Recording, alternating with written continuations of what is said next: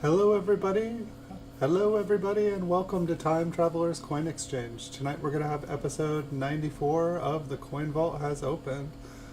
And it's Saturday Night Live! Woohoo!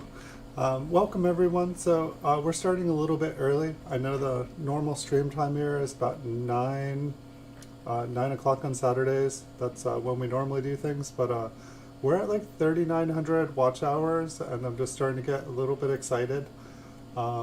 And so we're trying to get to 4,000. Obviously, it's just, it's a goal to work towards, and so we're almost there. And so I'm going to try to do that tonight. We got almost 39 watch hours yesterday streaming, so if a miracle happens tonight, we could get to 4,000 tonight. I'm guessing it'll probably take one more night, but I believe it's possible. So I've got quite a few rolls here. These are kind of coin concentrates from my coin hunting days. Coin roll hunting days. So I searched through lots of bags of wheat cents, like the 5,000 count ones on eBay. Let me turn on my light here. And I did a lot of solid date roll hunting and bank box hunting, and just lots of pennies did I go through. But I just basically put all these away and never took the time to go through them. I just filled up rolls. And so a lot of you guys have, you know the deal. This is episode 94. But some of them have turned out to be cleaned or damaged. Some of them have turned out to have errors. Some of them are a little bit better than the average coin. Pretty much every roll is different because I was going through different bags and different stocks of items. And so some of them, we're going to find stuff in, and some of them we won't. But how's everybody doing tonight? Hello. I'm a little bit less caffeinated today, but a little bit more awake. I don't know which one is better, but so I'm just going to zoom in for these ones. This one is kind of a little bit familiar. I don't think that this one is one. But we found quite a few 1952 RPMs where both the top and bottom had a pretty nice split in the serif. The top one here obviously has been damaged, and the bottom one I really don't see anything, but it reminds me of those two. And did I even check the back of this? So there'll be a bit of zoom in and out tonight. We also found a really cool 1952 yesterday that had kind of a reeded edge. I actually still have that one over here, but let me get this roll to deposit these in. But this is the one last night. For anyone that was here last night saw this. But basically, it looks like a partial collar strike and slightly off center, but then the reverse has this. It almost looks like a dime was crushed against it when it was made. And so this is kind of what the front looks like here. And so it's like a partial collar strike and partially off struck. Kind of cool. And so I found those before, but never found a one with kind of like it looks to me like the edges of a dime were smashed into the rim. But I thought it might be filed because I found coins like this, but then they were filed. That one does not look filed.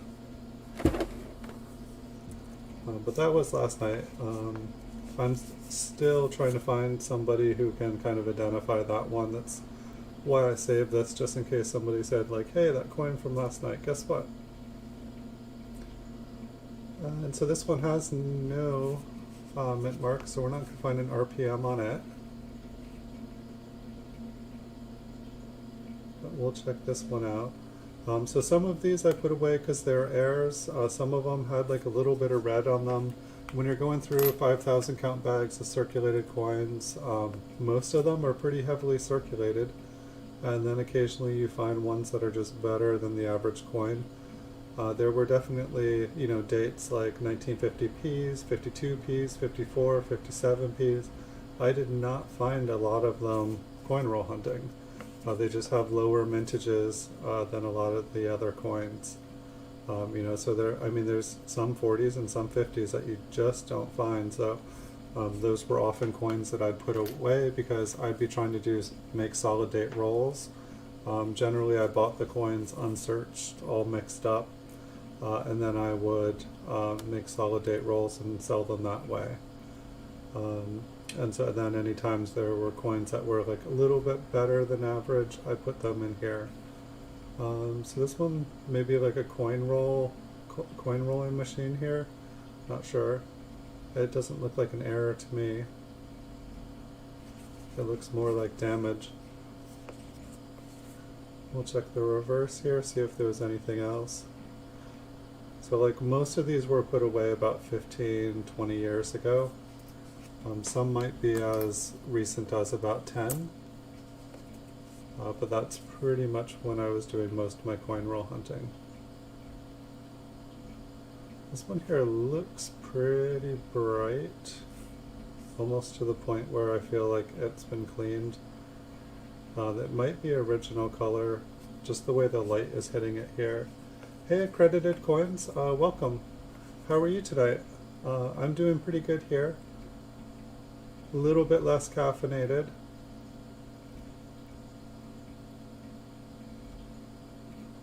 I feel like I've been on eBay most of the day just listing a bunch of coins, but I feel like after staying up late last night I was just kind of in autopilot mode all day. Got about 100 watch hours to go to get to 4,000 hours, and so I thought I would start the stream a little bit early again tonight. I just like those goals. And by the way, your photos looked awesome, accredited coins. I really, really liked your new photos. Great job. I give them an A+. Like really, really, really good job.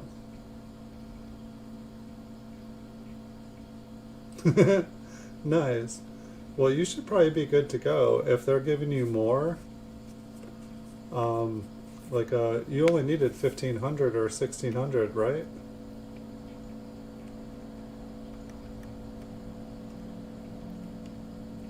You'll have to tell me your sweet talking secrets for customer support. I usually don't get anywhere with them.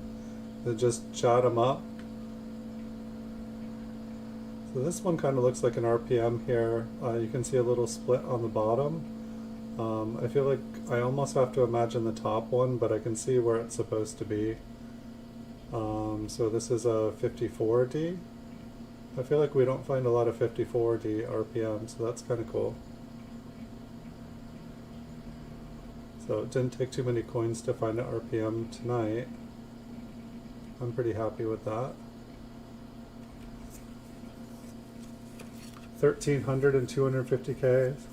So how many listings do you have up now, accredited coins? Have you hit the 1,300, or did they say like, oh, get up to 1,300 and then call us back?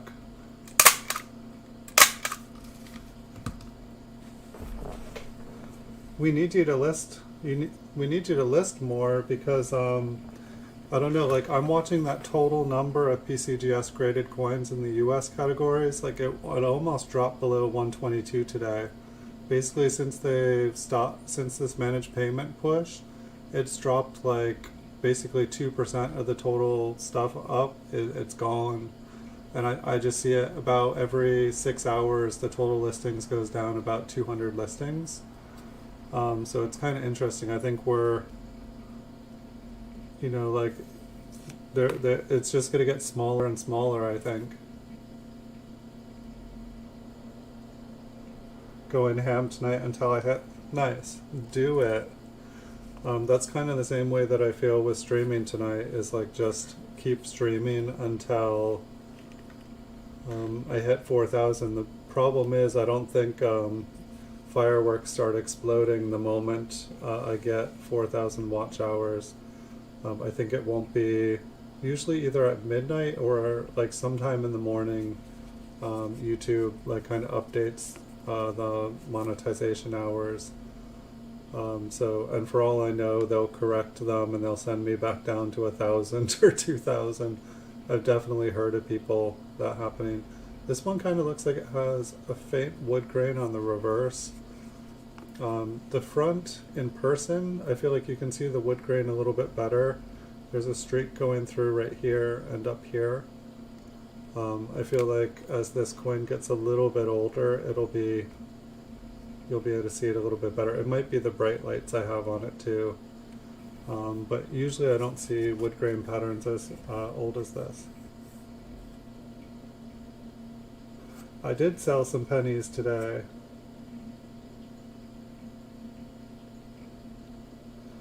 eBay's loving the low balls.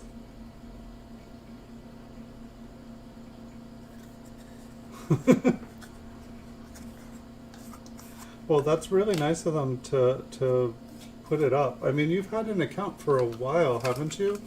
Like I've, at least the entire time we've been talking, it seems like they should have raised it this whole time.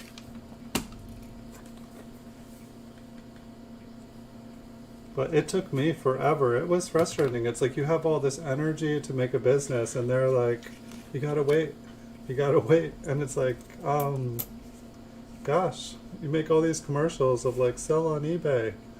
Well, let me sell on eBay.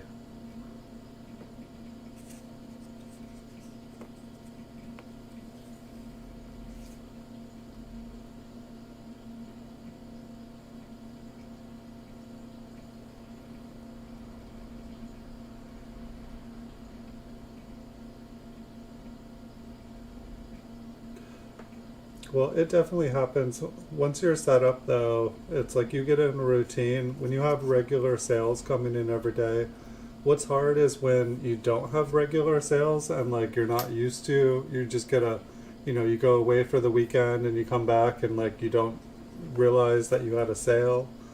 That's kind of when it's like hard, but when it's like you have sales every day and are going to the post office every day, you get a routine. And you never missed that again. Looks like the post office lost one of my packages today, or I found out today that it was lost. I'm going to check on it on Monday. But it was insured, so I should be fine. But the person waited 2 weeks before even letting me know that there was a problem. I just didn't even notice that there was one.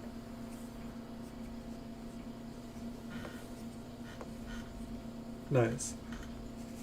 Yeah, it's just a matter of like getting things down. So it looks like pretty much for the most part I got most of the nickels, dimes, quarters. There's still some half dollars I need to order, but I feel like I got a bunch of just like most of the dates and mints, and now I can just spend time kind of picking over the better stuff once I get it all listed. But the last couple weeks has just been buying as much as I can, and so it'll be interesting here once things kind of calm down. I'll have more time to do fun things.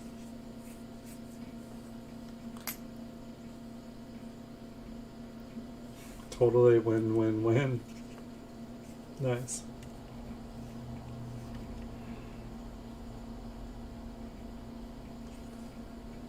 I was like playing with like a tie-back envelope, and like I was like, look, this is indestructible, and I ripped it right in half. I would have thought I could hang off a cliff with one of those today. I used to mail like 5,000 count bags of wheat pennies in them, and they all made it, yet this one just tore right in half. Oops.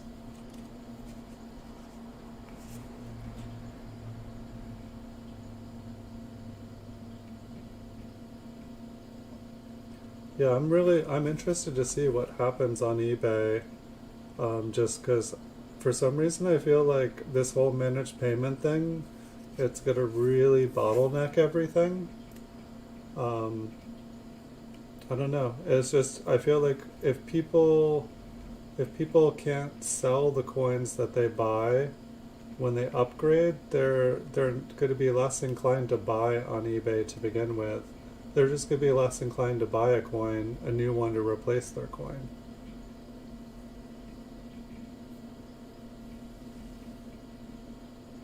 I don't know, this one kind of looks like there is an RPM on the bottom, but I also can't tell if that is damage.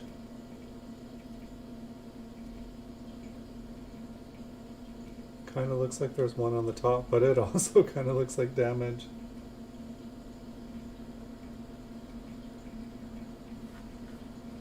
Oh yeah, I have like a lifetime supply of packages. The other option too is if you have a constant stream of used ones coming in, they work the same thing. I feel like it looks a little bit nicer. I feel like it looks a little bit nicer with a brand new one, but I kind of feel like it's wasteful. But on the other end of things, if somebody does want to return the item, they have another envelope right there. So like, you know, if you do returns, they can download one. Huh. This one's kind of pretty. Let's zoom back out. I just want to see what this looks like. It's kind of like a purple pink, but also has like some weird, okay, this is really beat up. Interesting, like up close it looked really pretty.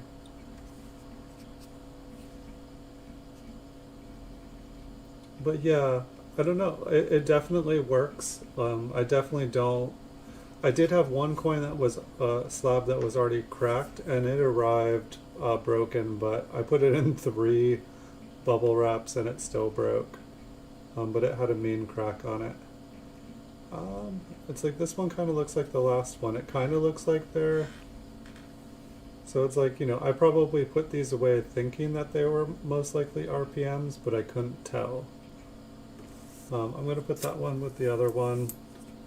I just don't feel 100% confident. This one is crazy colored too. It's probably all...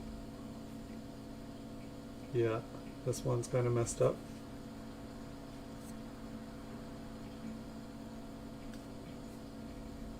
It's a 1946 environmentally damaged coin. Almost looks like it's been plated with something.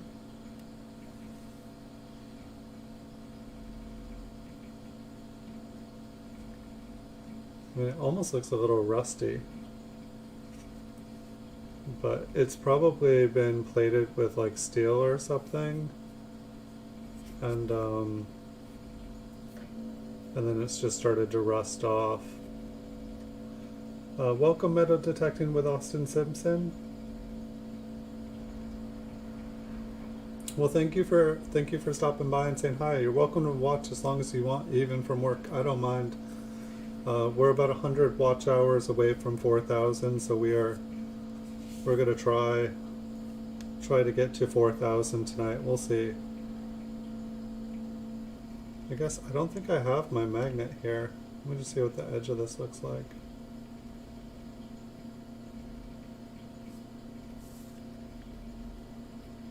Huh, they did get the rim too, didn't they? Is it filed on the edge? Huh. I mean, this one, it looks bright. Where'd it go? There it is. I mean, I don't think it's, I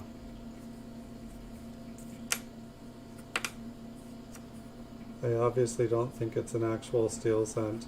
It is interesting though, there's like kind of some gouges, and I'm not really seeing copper. And the rust actually kind of looks like it rusts into it.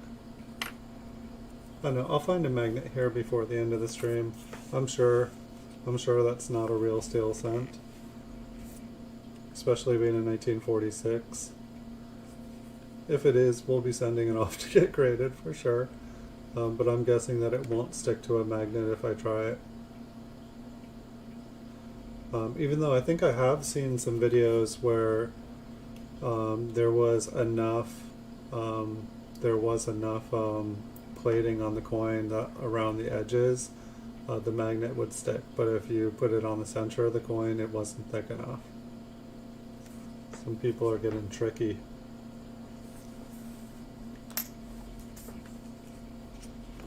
That last 58 wasn't too bad.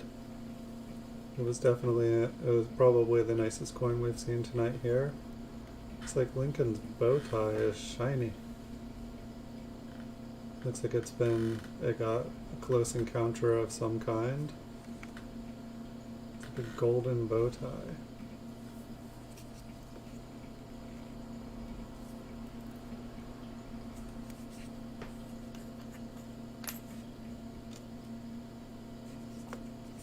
Yeah, I really like the bubble mailers on eBay. I almost feel like getting.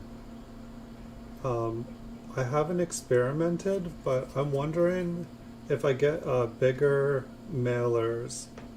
Like say, like I had the one package that disappeared today. It had an MS-63 Indian head cent in it, and so I'm curious. I'm just feeling like if I put everything in bigger envelopes, I feel like there would be less chance. And if the bigger envelope still weighs 3 ounces, it's not going to cost me any more money. I feel like you get less when the eBay packages are a little bit bigger. It's like this one kind of reminds me of the other two. There is kind of something on the inside there, but it's like almost like a half a split serif. It's almost like the serif split off. So I'll put that in our little pile of like, maybe, I don't think so. I just got a, like the first, I can't even remember when the last time I got like item not received, case opened. And then the person emailed me or messaged me right after saying, hey, I'd prefer to get the coin, but if not, can I have a refund? And I just told them I would contact them. I'd contact the post office on Monday, because by the time they contacted me today, the post office is already closed. They're not even open really today. So pretty much I have to wait till Monday to have them go and try to track it down. I just said like give them till Wednesday, and then I think I think it has to be like, it was insured, so I should be good there. But we'll see. I'm not too worried about it. They haven't lost an insured package. Like uninsured packages, they've lost a couple, not many. But insured packages, it seems like they take that to a whole another level. So I'm confident it'll show up. But it was supposed to be delivered like I think the 24th or something like that. Hey Top Hat Coins, welcome. How are you tonight? Welcome to the channel. But yeah, they basically just contacted me to let me know that it hadn't come, and so that was nice of them. I haven't had a problem. I used to keep track of every single package that was in the mail, but lately it's been like 50 to 100 packages in the mail at any given time, and so I guess I wasn't as vigilant making sure every single one actually got scanned and delivered. But most of my packages these days, it doesn't show any scanning. Like when I'm getting stuff in the mail, I just get delivered, and a bunch of the stuff isn't even showing delivered once I've actually brought the stuff home. It never updates, so I feel like the post office just, if it doesn't scan on the machine, no one wants to touch it. I get it. It completely depends on the coin, or the amount of the packages. Generally, someone that's a repeat customer, if it goes over a certain amount, I'd say about $30 to $40 would be the least amount of money that I would sometimes insure it. Like if it's going to an apartment number, if it's going anywhere that it looks like it's going to be on like a rural street just out in the middle of nowhere, it's getting insured. If it's under $20 and it's going to, sometimes I just read the name and the name sounds fake. Sometimes I just get a feeling and I'm like, I'm insuring this package. And then sometimes it's someone that I've done tons of business with, and I'll just be like, normally I would insure it for this amount, but I don't feel like I'm going to get scammed here, and I feel confident it's going to get there, so sometimes I won't. It's basically, you can either insure things. About 1 in every 100 packages used to get lost. I would say about 1 in 300 packages get lost these days. So it's like if you just average in the cost of that one package being, and then when something's really high value, into the cost of your items, and then when something's a really high value, like over $100 to $300, make sure to insure that, because that can blow off your whole ratio. Hey, Catherine Lee, welcome. How are you? Welcome to the channel. Sometimes. Well, sometimes these are better than others. All these rolls are from my coin roll hunting days, and some of these rolls will be better than others. Most of these coins came from circulated bags, so these were kind of the nicer coins in the bags. Even though this one looks cool, I think it's just machine damage. Like the bottom serif kind of looks split, but I don't think it is. And the top has like a line, but I think it's a scratch. So I'm going to put that in the maybe pile. Yeah, feel free to hit the thumbs, guys. So we're at like 3,900 watch hours, and so that's why we started a little bit early tonight. We're just hoping that we can get past the 4,000 watch hours today so we can have a party or something tomorrow. But yeah, accredited coins pretty much. Hello, Catherine Lee. Hello. Pretty much like it all depends insuring. If it's going to an Air Force base or somewhere where the person's not going to get the mail directly, if it's going to like anything with a apartment number on it, it gets insured pretty much no matter what. And if it's like a normal address or someone I do business with a lot, unless it's a high priced item, I won't. I'll just average it into the cost of doing business. And so, basically that's what the insurance company does. And so it's kind of like insuring it myself. There's also different kinds of insurance you get, like Hugh Woods. If you have, I'm sorry, what is it? An ANA membership, you can get coin insurance, because most insurance policies won't cover coins. But there's Hugh Woods is an insurer company. They've got a couple of different branches. I think one's in New York, and I think one is in Paris. I think they're worldwide. But you can get your coins insured, and they'll actually cover coins in the mail. They'll cover coins going from shows. It can be helpful.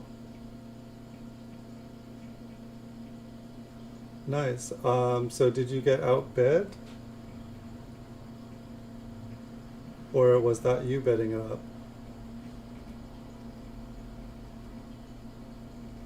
This one's kind of interesting too.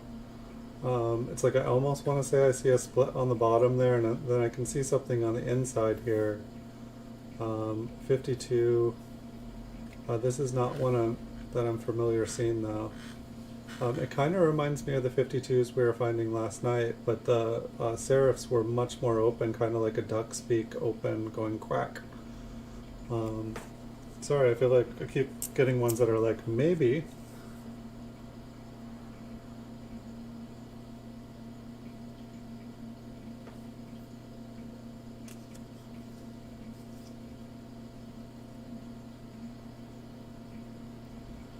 Nice. That is a good rainy day project there. That's kind of what the coin vault here is. Like I've searched all these rolls and bags years ago, and just anytime I found one that was like, this could be something, I put it in one of these rolls. So this one looks like it's got a die crack. And so like 10, 20 years ago, I was like, oh yeah, I'll go through these. And now it's been like 15, 20 years, and I'm finally getting the time to go through these and try to figure out, is anything actually worth anything? I figured all these coins that were like kind of like AU, kind of like AUBU would be worth more money in 20 years. But they're still not worth as much as it costs to ship them, so I'm kind of in this weird place where it's like, what do I do with all these coins that are worth like $0.25 to $1?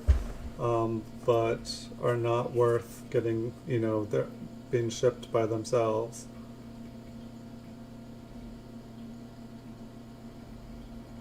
It's the only one on the market. That's pretty crazy. Let's see this 4. It kind of looks like there's something underneath it.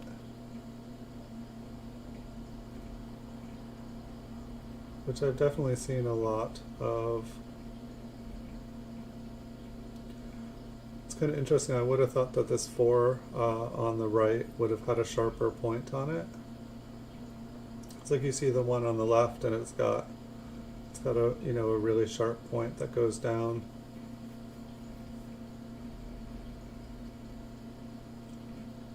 I think the most interesting thing I see is on the foot of this 4 that almost looks like it has a little toe sticking out. Let's zoom out here. Like a lot of these rolls will find interesting stuff. I haven't found anything crazy amazing yet. But it's like I can kind of guarantee there's no 1909 S VDBs in here. There's no 1909 S's, 14Ds. But there's stuff like this one. I already pulled it out at the beginning of the episode, but this one's it's slightly off struck and a partial collar strike, I think. I already flipped it up last night. But then what was interesting about this one was it looks like a dime, like that it was maybe clashed against a dime or something, and it's kind of the reading pushed into the rim here. I thought it was like maybe like someone filed it, but when I got up close on it, and I went around the edges, it looks like it is actually the rim, and so just looked kind of cool. Hadn't ever seen one quite like that. I'd seen ones like that, but then upon checking them out, they looked like that it was actually, the other ones, they looked like that it was actually damaged or man-made. But we'll probably see like Liberty errors, we'll probably see like lamination errors. We found this RPM here earlier, which I feel like once it's in the flip, it gets a little bit harder to see, but I think this one was good enough that we'll be able to see it. I'm just missing the zoom.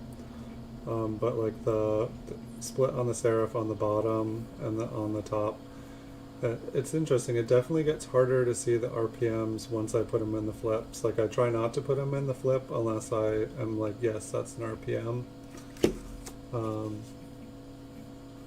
Let's check this one out.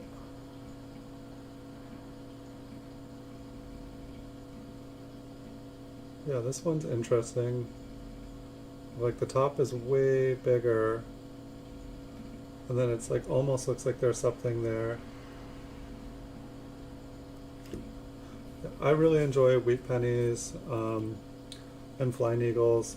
Like I feel like I don't have as many Indian head cents as I'd like to. I probably should have collected a lot more of them when they were cheaper.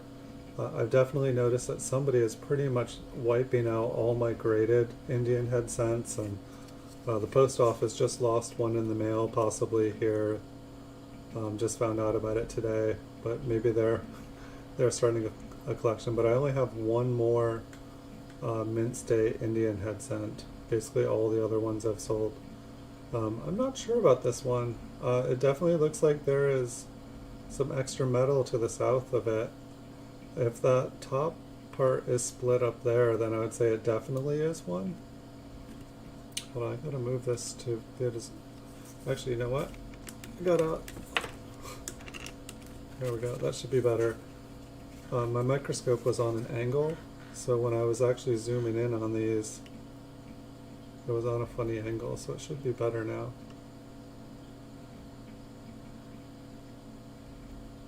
Yeah, I can't tell on the top. Let me flip it over. We'll just try looking one more time.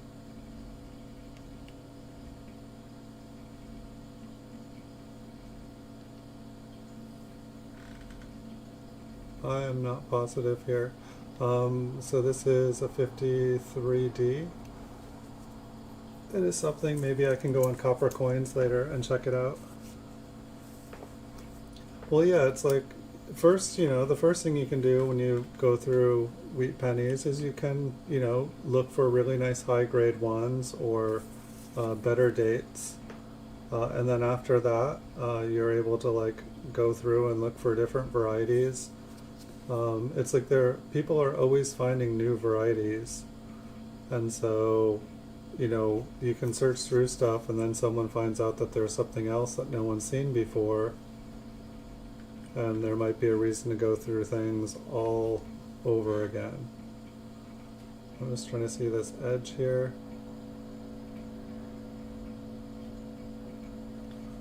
I'm not sure what's going on with my light. Normally it doesn't get that bright. I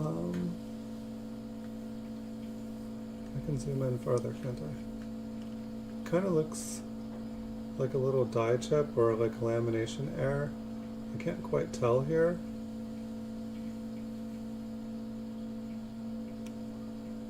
I think it's definitely an error of some sort.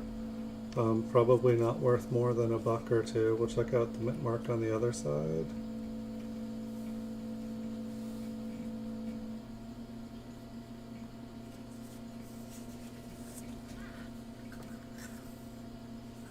Are you gonna buy that 1936, or are you just playing with it? Are you just batting it around accredited coins?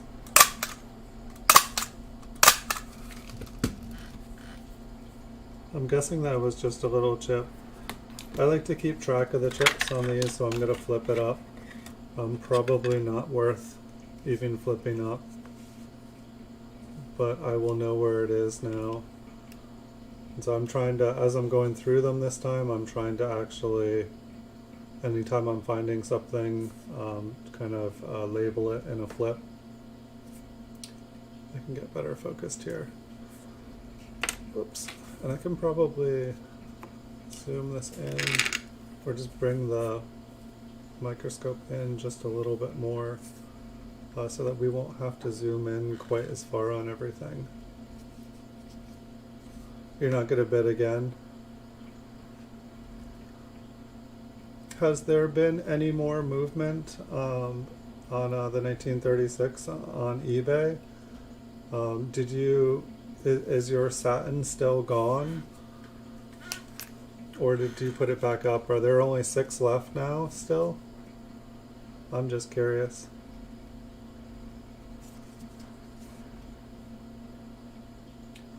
This one is definitely interesting. It doesn't really, maybe it's been plated with something. It doesn't really look like steel. I might as well put it with the other one there. I'm pretty sure that the entire time I was roll hunting I had a magnet with me. And so I'm pretty sure that any of these, I probably just took them out of circulation so that somebody else wouldn't think that they were finding a 1946 steel cent or something like that. But I'll definitely test them again.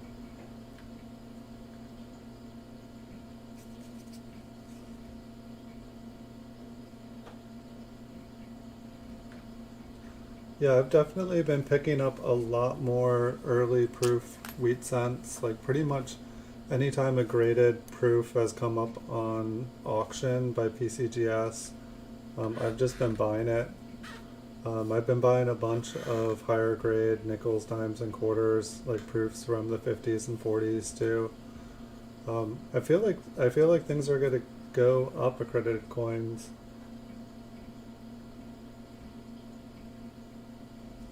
Yeah, I think it's gonna come soon too. I didn't get to check it out. I think I saw something, a little die chip on this one, on the wheat ear here. I think I saw somebody post a video today about the mint might not make like mint sets this year, which would be interesting. Like I feel like that really drove up the prices of a couple other, like I feel like 1982s or one of them, they didn't make a mint set. Um, and so it was harder for dealers to find high grade examples. So quite possibly if you're able to get rolls of 2020 coins, if they don't make mint sets, that will be pretty much the only place to get high grade examples of the coins. And so if you ever find rolls of 2020, might just, I know the banks are saying use them, the government's saying use your coins, but who knows? It might be a good year to hoard them. Is that wrong of me if the government's saying to not hoard them? It's weird. I feel like the government's saying like, stay home, do your part, so you don't get sick, and then the government's like, go out, do your part, so the economy doesn't get sick. So I don't know which one to do. It feels like two conflicting universes.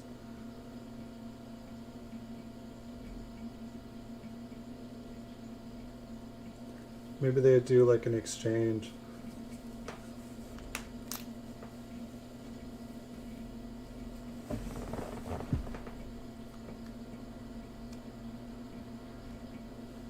Yeah, I think silver going up. I'm curious, like, I guess I could Google it. I don't know of a good place to really check silver on the weekends, kind of like a off-market trading. It seems like all the spot price places like Coinflation and everything that I normally use, they don't update all weekend, or at least they haven't changed all weekend. Nice, you'll be in a good place then, Kathleen. That sounds like a good, or Catherine, sorry. Um, you'll be in a good place. Yeah, silver going up is definitely helping everything. I feel like copper is going to go up too. I feel like it has a little bit. At least the last time I checked it, it was higher than I remembered it. I hadn't checked it in a long time because it had been low for so long. But I like it when copper goes over $3 a pound because that makes every penny, in a roll or in a bag or however you have it, worth twice as much. Some people are like, oh, I've melted down my pennies, but you're not allowed to melt down your pennies, but you can keep your pennies in a bag or in a jar. And if you're able to weigh them like that, they're worth whatever they weigh to someone that likes copper. The L on this one looks interesting.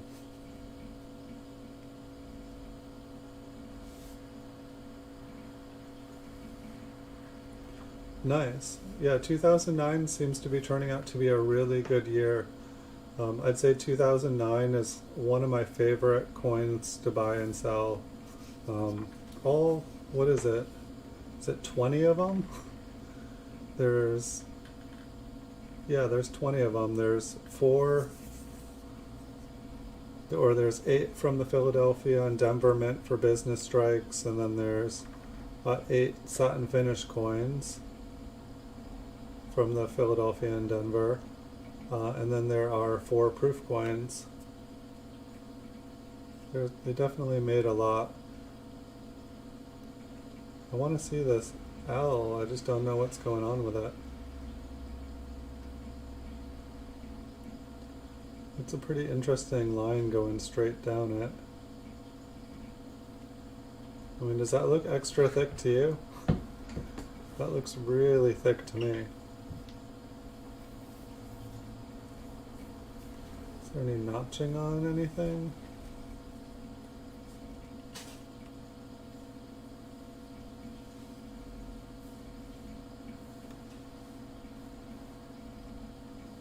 Of course, everything else is normal.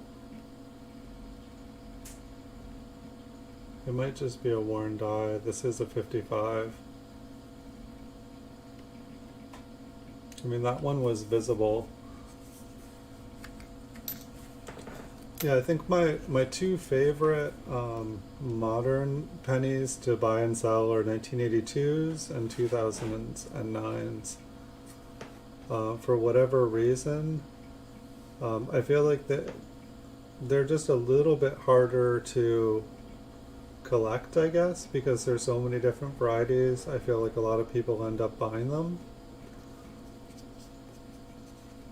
maybe people are unsure when collecting them themselves which one is which one. I feel like the 70S's are kind of the next one down, except for I don't buy and sell a lot of them because they are so expensive.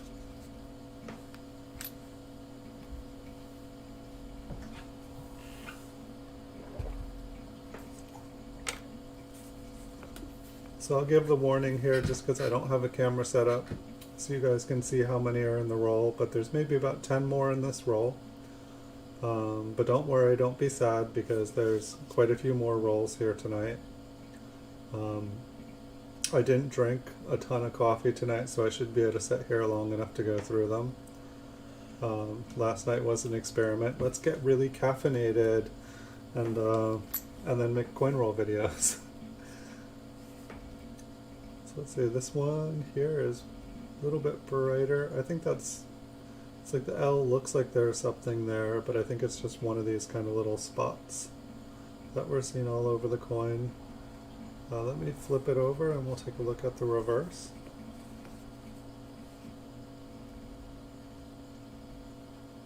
And so hopefully I'm gonna, now that I've been able to like pick up a bunch of the nickels, dimes, and quarters, and half dollars and dollars, because I never had those, I was able to pick up most of the ones I was trying to pick up these last couple weeks. So now I'll be able to really kind of dial in and just pick up some really nice coins, and hopefully be able to finish cornering the proof market.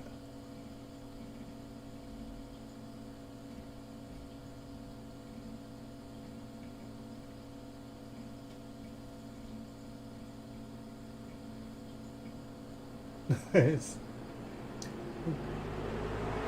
That sounds like a good deal. Yeah, flipping it. Flipping things is good. Yeah, I just bought, like I've been pretty much mainly pennies like forever now. And just like a couple weeks ago I was just like, I'm gonna check out nickels, dimes, quarters, half dollars, and so coincidentally, like I picked up quite a bit of mint sets and or like early proof sets and stuff, and I just got into like collecting half dollars, so I picked up a bunch of Franklins, and a bunch of dimes and a bunch of early quarters, and now all of a sudden the price and everything has gone way up, so I'm kind of happy with that.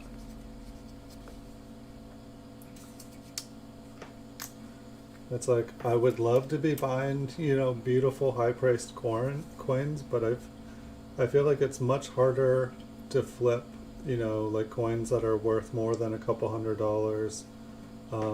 It's like you might get like a beautiful, awesome coin for $1,000, but for $1,000 I can buy like 20 coins that I can double my money on in, a couple weeks, hopefully. Well, yes, if you were able to flip that one coin and double it, but I just don't know the people, I really don't know the people that I can, sell $1,000 coins to. I know they're out there, I don't have, most of the people I sell coins to they're looking for $20 to $40 to $50 coins. And so that's, primarily what I'm buying to sell. Usually when I'm willing to spend more than $200, it's because it's like the absolute nicest wheat penny I've ever seen, or it's something that like, I'll be watching the market and I'll only see one come up every 3-4 years, and then I'll buy it. But this pandemic has like brought things out of the woodwork. Like coins I never get to see, all of a sudden I'm seeing them a lot more often. Which is kind of cool, but it's also not the way I want to see coins that I love.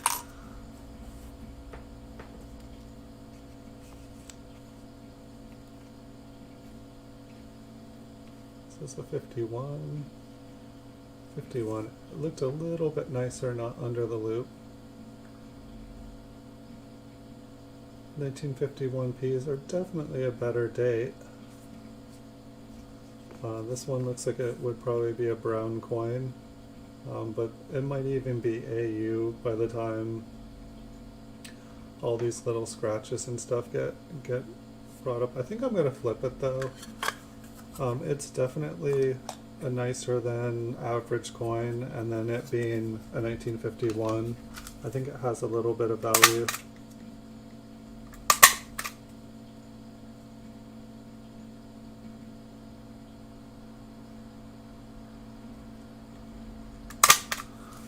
Yeah, accredited coins was picking up some nice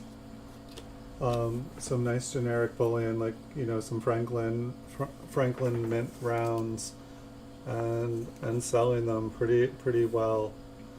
Some of the generic stuff you can pick up for cheaper.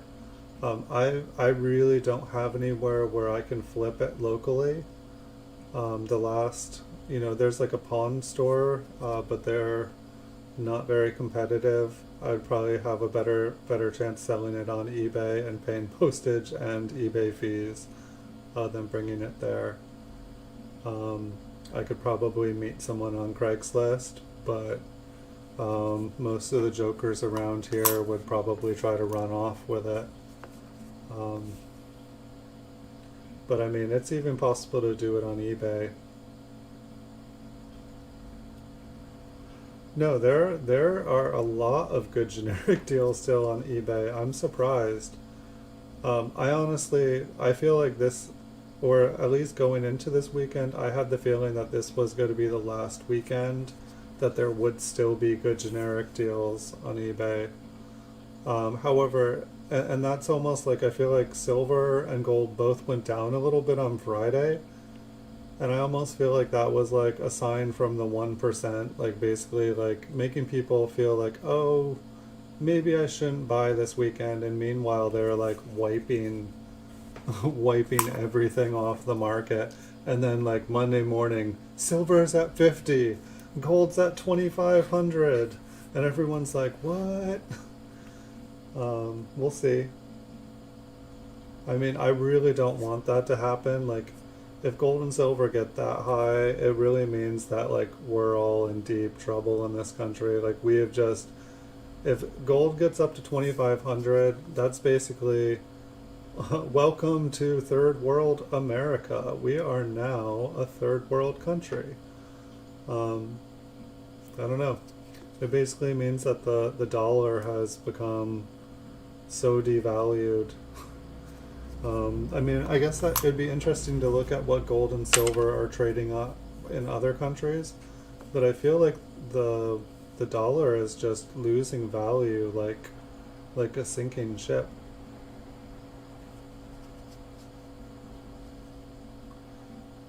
So maybe I should be, I guess it's kind of like I'm at the place where it's like, okay, well, if the ship is sinking, like where do I swim? I don't know, it doesn't seem like seems like you can't really internationally travel. Doesn't even seem like traveling's a good idea right now. It just seems like we're safer going down with the ship. And that's kind of sad. It's a nice brown coin on the reverse here.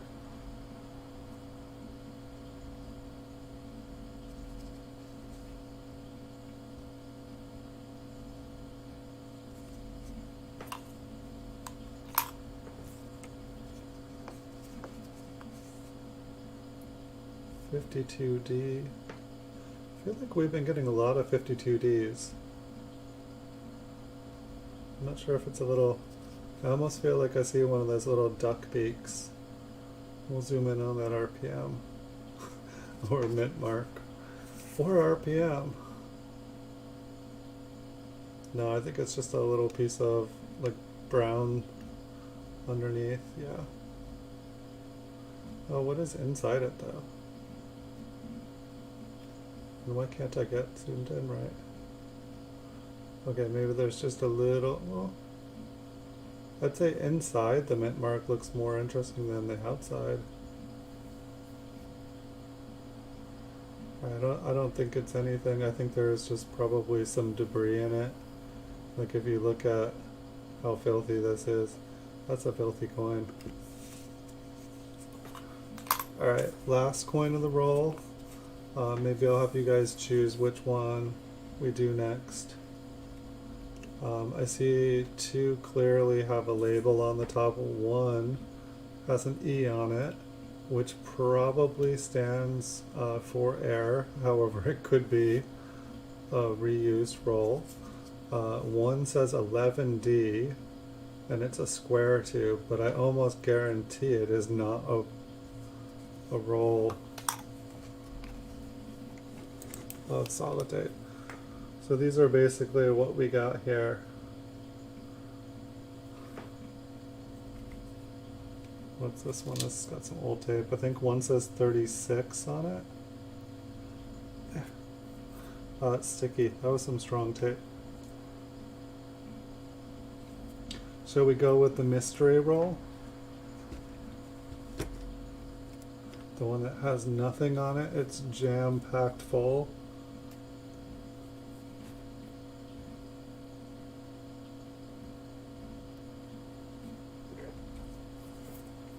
You're constitutional.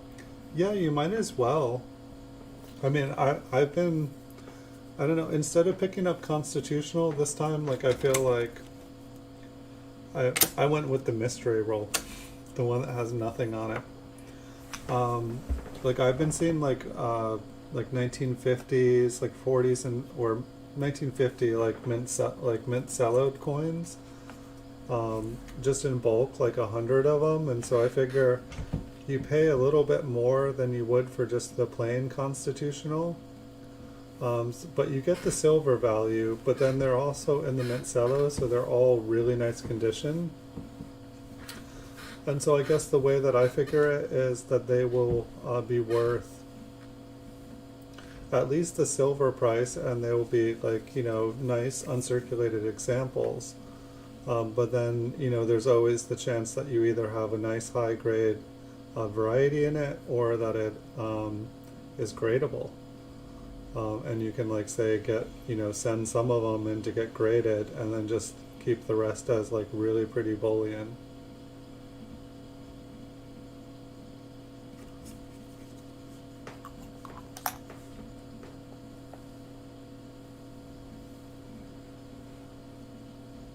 Yeah, I saw that 65. That person's been trying to sell them. They've put it up high, they've put it up low. For some reason, it's just not selling. Hey, welcome, Les Likes Coins. How are you tonight? Today's must be going to work day. Yes, flying visit. Doing a drive-by. You're welcome to leave the stream going while you're at work. I won't be offended. We're like 100 hours away from 4,000 watch hours, so I'm encouraging silly things. You're welcome to leave the stream running at work too. I've never been so shameless, but I'm like, I want to get there tonight.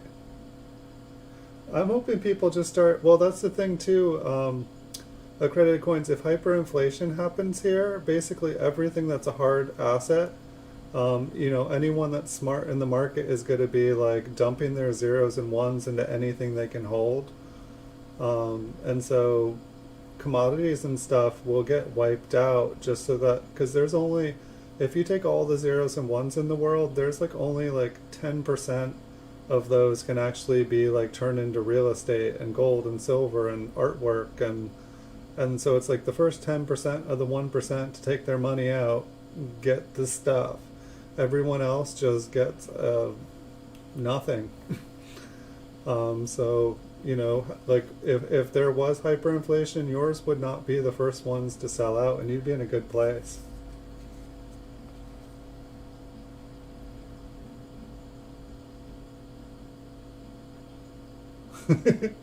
Have a great day at work, Les Likes Coins. Thanks for stopping by. I'll try to pull out that box of world coins here for you. Maybe we can have a world coin party here soon.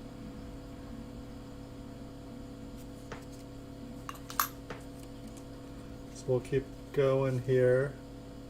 Maybe I should have gone with the one with the E, but hey, look at, we got a Liberty. Or something. A Blobberty. It's like a library, but it's like a big blob, a blobbity lobbity library. But we can zoom in on it. Just see, I mean, I think you guys can all pretty much see it just fine there. Not quite a complete eye. It doesn't even quite look like an eye, but it's the beginning of a library. A bliberty.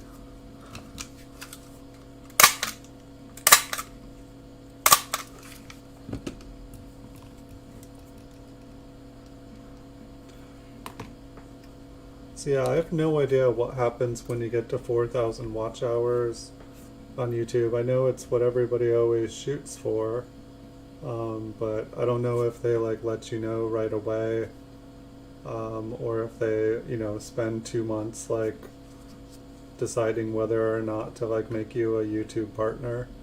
I'll let you guys know afterwards. We'll throw a party. Maybe they'll like, you know, give me like an email and it'll say like, download this and print it on your wall and say good job. And I can say good job, I did it.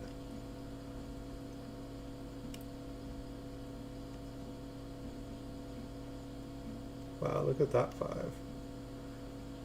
I'd say that 5 is damaged. And something. I think it's something and damaged. It's kind of filled and damaged.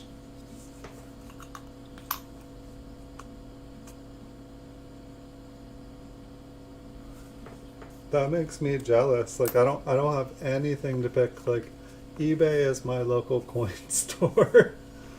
Like it's like I always wonder like where other people in the world can get to, like what it's like when people have real coin stores and when they can just like go in and look through the coins in person, let alone cherry pick the coins. Like it's like I have to cherry pick through photos, and as we all know, it's not very easy on eBay. Like that's one of the reasons I make videos of all my listings on eBay, you know, and put them under the microscope, is the hope that it'll be helpful to somebody trying to like look for something, or if they're cherry picking, they'll be able to see what they're looking for.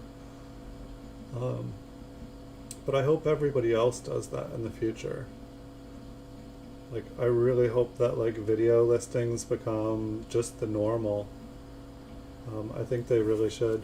Like something weird happened to me today actually when I tried to list on eBay. A brand new list form popped up.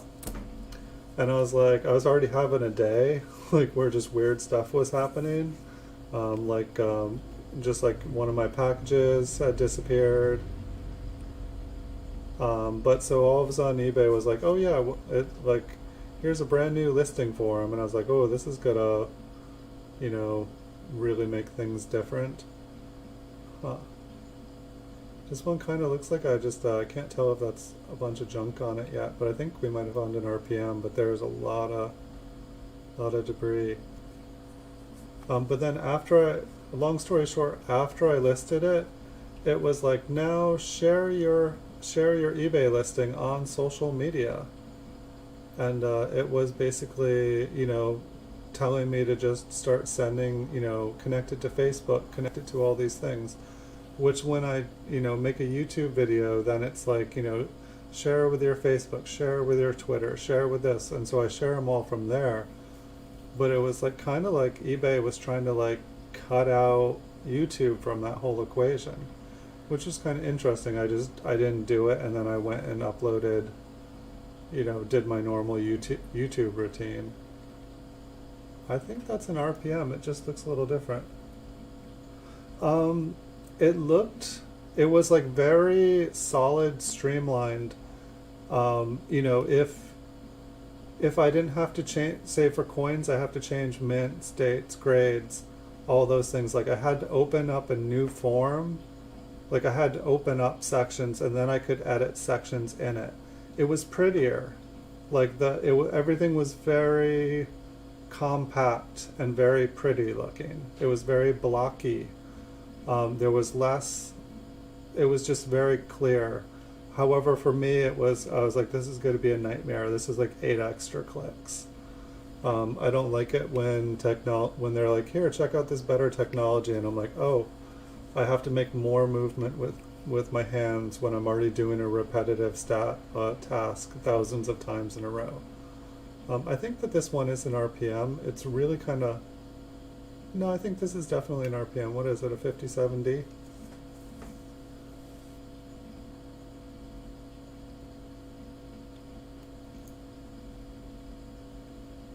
Nice. I like it too. Like I have muscle memory of the listing form. That's really awesome of you, Catherine Lee. Like there's definitely seems like there's a lot more kids in the community, like a lot of younger people, and it's really nice to see because I know a lot of the coin community is getting older.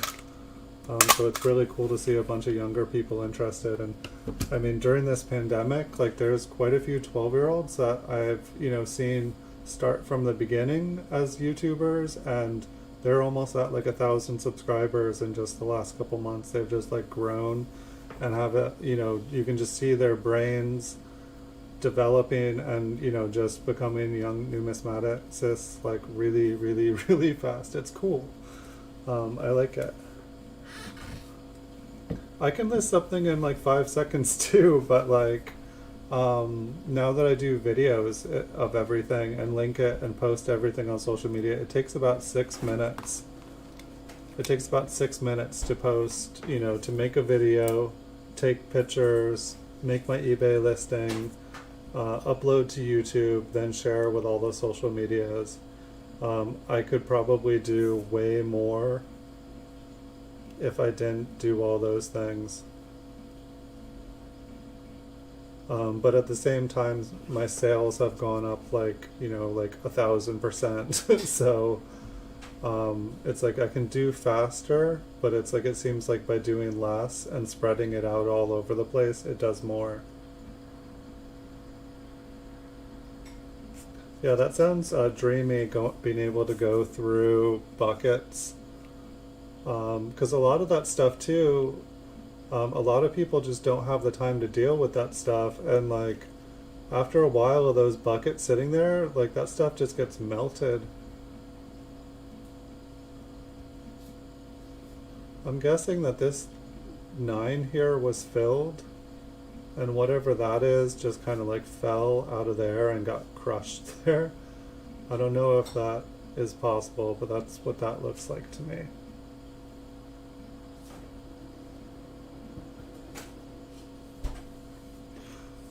Well, I mean, this kind of is like coin collecting and eBay and buying and selling things. It's kind of like a lot like how video games are. It's interesting, like eBay, like everything that I do on eBay, and like buying and selling coins, I learned from video games, from virtual marketplaces in video games. Like a lot of video games like World of Warcraft and Diablo 3, they had auction houses inside the video games. And that's where I learned like how virtual economies work, and then that's how I learned how real economies worked. And so I got to play around with them inside these video games, and I realized I wasn't even out there like doing quests and storming dungeons. I was just in town buying and selling and essentially taking over the virtual world, all from the safety of town at the marketplace. And like, I don't know, it was kind of interesting. And then I was like, what happens if I try this in the real world? Will it work the same? And as far as I can tell, a year later, it 100% works. So this one looks like it has some machine damage, some nice machine doubling on it. I love myself some machine doubling, but it's not really worth anything. And so this kind of looks like an RPM, but it's, very shelf-like. It goes down, and it kind of even looks like it's scooped out a little bit. So I don't think this is an RPM here.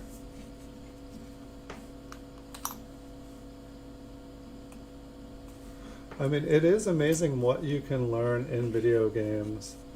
Um, and it's like you can also learn some, bad stuff and so it's, you know, I've seen, people go south in video games, but there is possibilities to learn things in video games. I feel like some of the video games increased my vocabulary. Um, like I feel like Magic the Gathering, like all the words that they use in that game, it's really interesting. Um, so this one is a Liberty error, or it's a Liberty error. There looks like there's an O there, a Liberty.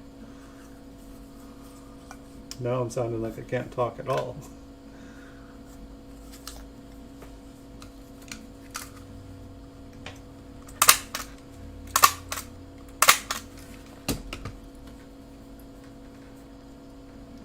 But yeah, like I was, working hard on my eBay store, and then I was watching Mr. Beast. I randomly saw this guy on YouTube who gives like $10,000 to streamers while they're playing video games, and I was like, oh, that looks cool. I like playing video games. Maybe if I play video games, someone will give me $10,000.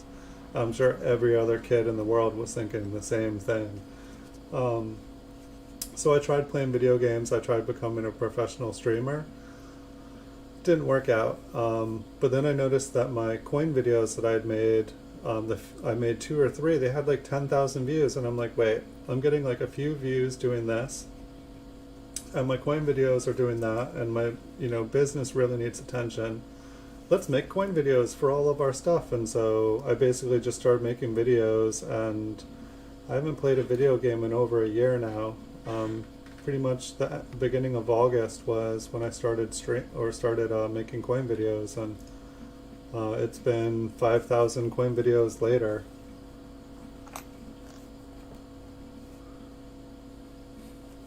I never like to tell people what my age is on here, just because I feel like some people think I'm really old and some people think I'm really young. I like to keep it a mystery. I'll say I'm older than you think I am. And I know I'm not looking my best today, so you can probably add 10 years onto me today.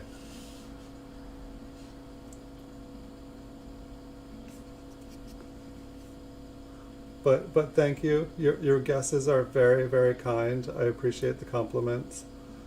I definitely like whenever anyone guesses around there. It's always a good day. Feels good. So thank you. You're very kind.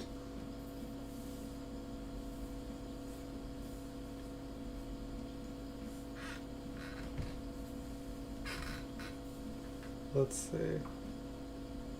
I don't think anything on this one is a 58D. Yes. Accredited coins. You have one. Some days on the stream I'm 30 and some are 90. It just depends on which one of me is streaming. Is it the future me, the past me, or the me? You got off work today? Awesome. Metal detecting with Austin Simpson.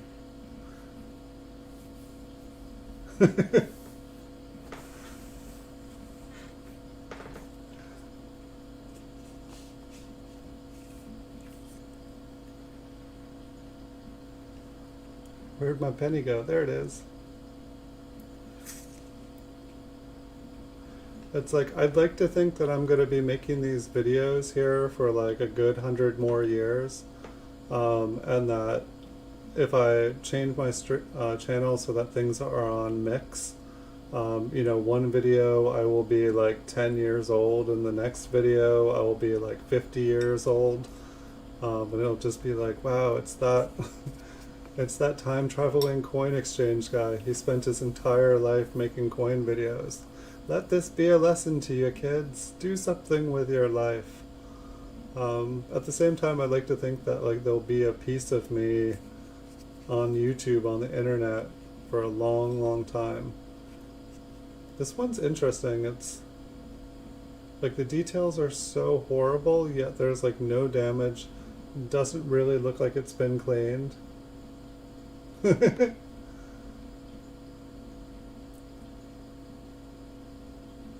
Nice, congrats accredited coins. And congrats, Catherine. 56 is a good age to be. It's definitely good. And 30 is a good age to be too.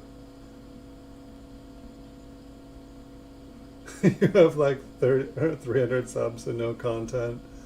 Good job. You're doing something right then.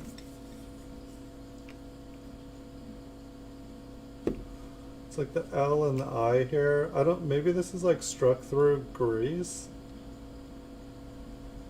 I mean, I don't think that there is any I there. Let me get it all the way over, so I don't think that it's been rubbed off.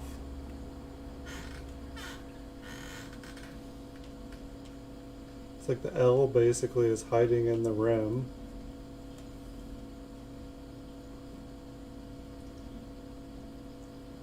I mean, maybe it's just the dye is so worn. But I mean, it's kind of sad looking.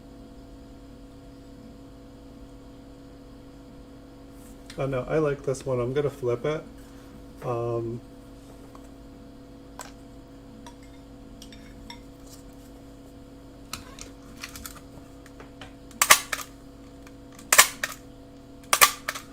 I think I saw something like it was like how to get 1,000 subscribers on YouTube without posting a video, and it was just like put a thumbnail, like take a photo of like a somewhat attractive woman and make it your thumbnail, and basically people will subscribe to you. I don't know exactly if it works or not, but I was like, yeah, so it would probably be way easier like that. It's amazing. Here's a Liberty error again.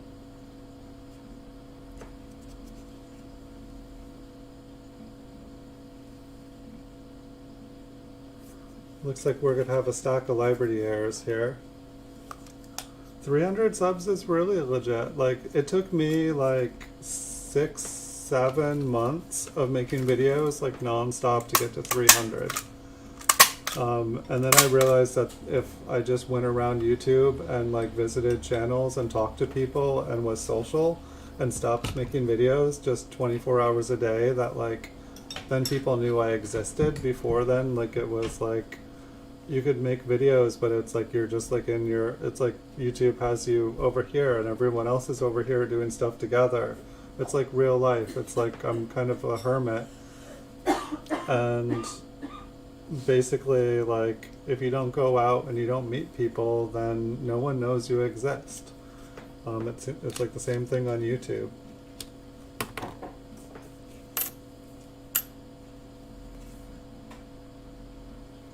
Next up, a 1950D Liberty error. Like, I must have like 5,000 of these Liberty errors. It's kind of ridiculous.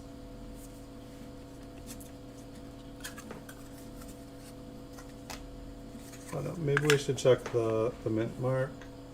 I don't think I see anything. I think that's why I was like happy to skip it, but we're checking every other one, so we might as well check it this one too.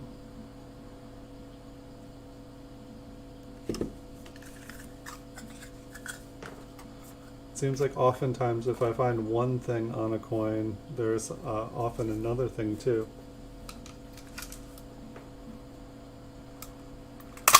I feel like I've only been active in the coin community about like 7-8 months now. Like I had tunnel vision. I was just like work, make videos, and people will come. And then it was like I went out, and I feel like that's when I started learning more too. Like it's like I like went and saw like Ken Peavy's channel, like Chuck's Copper Coins. And just, went and just listened in, like, asked people what books they read, what's good, like literature for coins. Like last year, here's another 57D Liberty Air. It was like basically I did everything wrong. I bought 1 million coins, then I bought the book.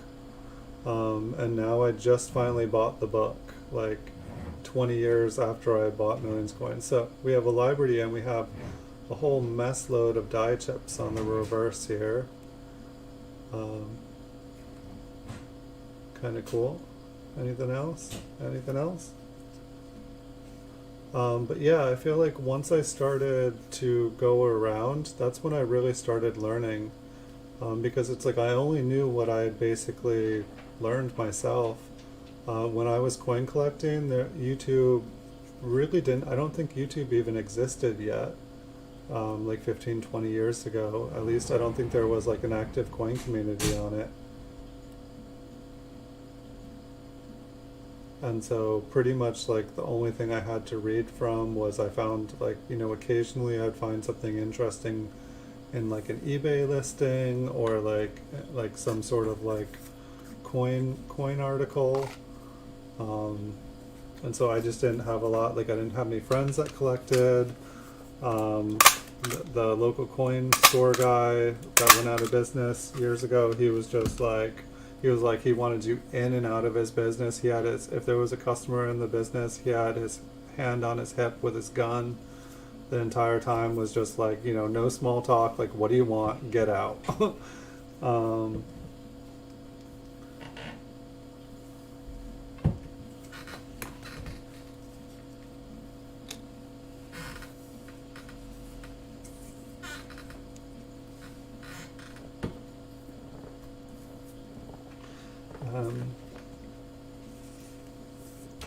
But yeah, I've definitely enjoyed getting to know people. Like there's a lot of really nice people. And that's the thing too, is like when I was trying to become a professional gamer, the everyone was toxic. Like people were really awful. Like I try to be no drama, but like it was just like, it was bad. And like, like the swatting, like people would like call the police and say there was like hostage situations on other people. Like it was bad. It was like, people would hack each other. It was like perpetual high school.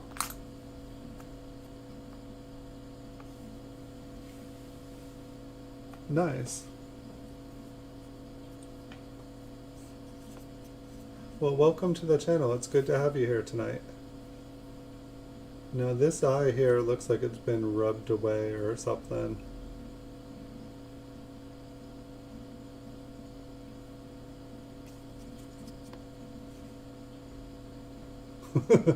And apparently that was just the beginning for their ambitions.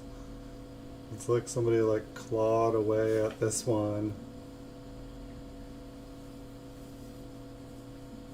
So I know this coin is damaged and we should just pass on, but I'm just like, it looks cool under the microscope, but I'm just like, what did that? Was that like, did someone like put this over like a little mouse hole and like the mouse was just like, let me out, let me out. I don't know what was going on with that penny. And this one, there's some glue on this one above Liberty. The I and the B are pretty weak. It seems like that seems to be a theme in this roll, like lots of kind of weak letters. Like the 5 is almost like phasing out of existence there. The 9 is, that's kind of fat for a 9. Interesting. Is this a 45?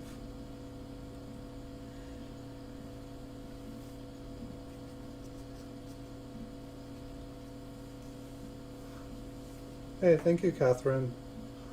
Well, I don't know. See, I'm curious here, like, say tomorrow or tonight, like, one of the reasons I started the stream early is because I'm at 3,900 watch hours, and I'm just trying to get to 4,000. It's just my goal. It's like, something to work towards, and then I'll figure out something else to work towards. But in my head, I'm like, what happens when you get to 4,000? Like, does YouTube all of a sudden make you more accessible, or where people can find you easier? I just don't know. So I'm just curious to see if all of a sudden the channel picks up a little bit, or if it's just the same. And that's the thing, like, I'm happy like I would be doing all this alone, and so what's fun for me is that like I would be doing this by myself, and now I have people to do it with, and that makes it really fun to me because like coin collecting and roll hunting, it was, it was a lonesome hobby. Um, this one is interesting. I mean, I'm guessing it's just been crushed. But then, yeah, that was the amazing thing is like going around YouTube and like, wow, wait, all these people are doing it. Wow, these people are coin roll hunting. I'm like, wait, when did coin roll hunting not only become socially acceptable, but cool? Like, I was like, I didn't even know, like, it's like, I couldn't talk to anyone at work. They would all get like, like start yawning and back away. And I'd be like, okay, I won't talk about this anymore. I don't know what was up with that penny. I liked it. I'm gonna have a lot of pennies that like I'm like, and wait, okay, this is an error, this is this, and this is just an I liked it penny. I'm like, okay, guess that's cool. Just the letters, I feel like it was probably really worn down, but like the letters or the numbers, like that 9 was like twice as big as it should be. So I feel like maybe after I do everything, okay, here we have a lamination error with a lamination peel. That kind of, wow, this one, I really like this one. So it looks like this part, this whole part up here, all folded off and then got crushed and bent over and slam bam, thank you ma'am, right down onto the coin and is now just hanging out there. So I guess it's a retained lamination peel. It's a lamination error, it's a lamination peel, and then it's retained on the coin. Beautiful. It's funny, like I feel like for episodes and episodes we were just seeing like, here's another lamination error, here's another lamination error. And then I feel like the last couple of nights we've been doing it, just haven't been getting them at all. I feel like when I was first starting to coin roll hunt, we found lots and lots, or I'm sorry, I found when I was doing it alone, making these rolls 20 years ago, I found like, probably like 5, maybe 5 in a bag of 5,000 coins, and by the time I stopped, I was lucky if I found 1. Same with like the library errors and stuff. I feel like I would find a lot of them in the beginning, and then it would just be less and less and less.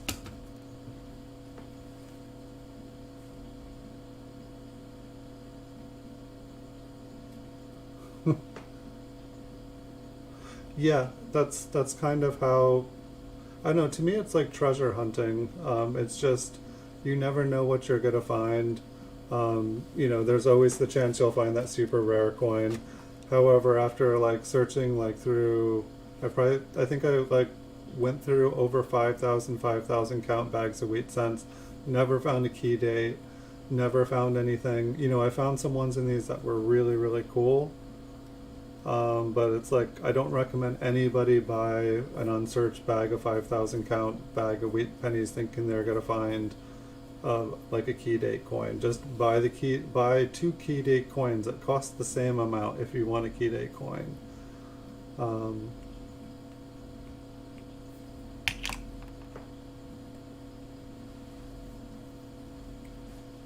And so I'm doing a longer stream tonight, just hoping to, like, I want to get to 4,000 watch hours. I'm not gonna lie.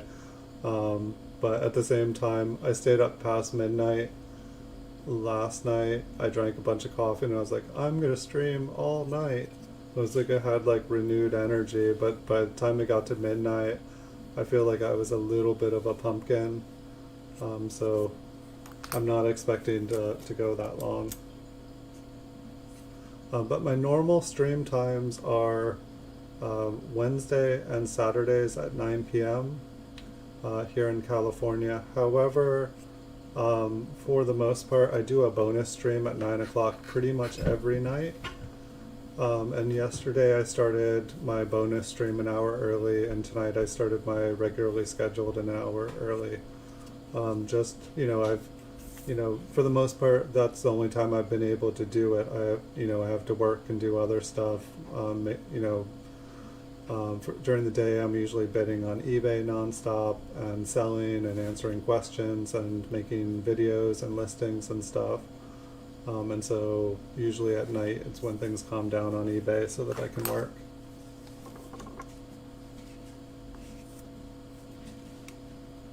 And so part of the reason I only schedule 2 days of the week is because when I was trying to become a professional gamer, I pretty much I scheduled myself every single waking moment that I could. And so I was sometimes doing up to 20-hour long streams. It sounds it sounds horrible, but I liked playing video games, but eventually scheduling myself to play video games all day became work. And one day I played hooky from work, and I didn't go into work and play video games, and I loved it. I had a life again, and then I didn't go back to work, and then I just started making coin videos. And so I have not scheduled myself full-time work making videos, with the hope that if I do it voluntarily and come on all those nights, bonus, that it's me, that's what I want to do, that's what I love to do. And so that's why I do this, because I love doing it.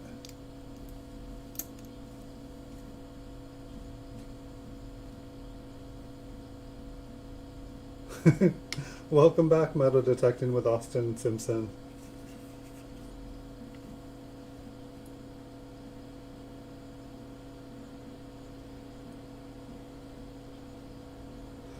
Yeah, I have not found any W quarters yet. I haven't found any W's, period. I was gonna try like Jeeping John, like that guy. He's like, I mean, I think he has a formula down. Like he must find out where there's like hot pockets, or there's a Liberty. Maybe I should zoom out on this one. But yeah, like that seemed like a really good thing to be doing, is like doing what Jeeping John's doing. Like he's gonna become, so maybe he already was rich, I don't know, but like he's gonna become rich. His offspring, his grandchildren are gonna be very rich. Like it's I don't know, like they've got a good thing going there.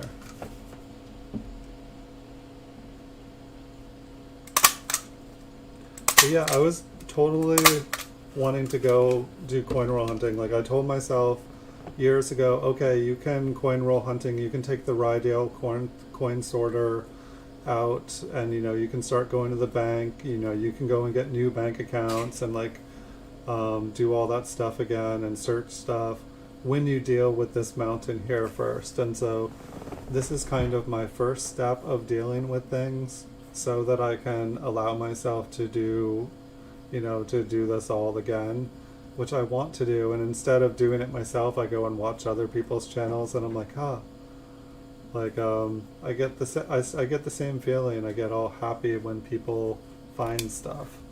Like the excitement is contagious. And so I like that. But then the coronavirus happened. I was like, okay, well, I can do quarters, and then you can't buy as many quarters as you can pennies because they're more expensive. And I don't really feel like walking out of a bank with like, $5,000 worth of quarters on a hand truck. Like it's just, when you have a hand truck full of pennies, it's maybe like, $200-300. While you could have like $5,000 of quarters, probably not too hard on a hand truck. It's like the smart criminal. It's like, yes, I don't go into the bank, and ask them for money. I just wait for that, quarter roll hunting guy to like walk out with a hand truck and just, bring it right up to me. Like, hopefully I didn't give anyone any ideas there.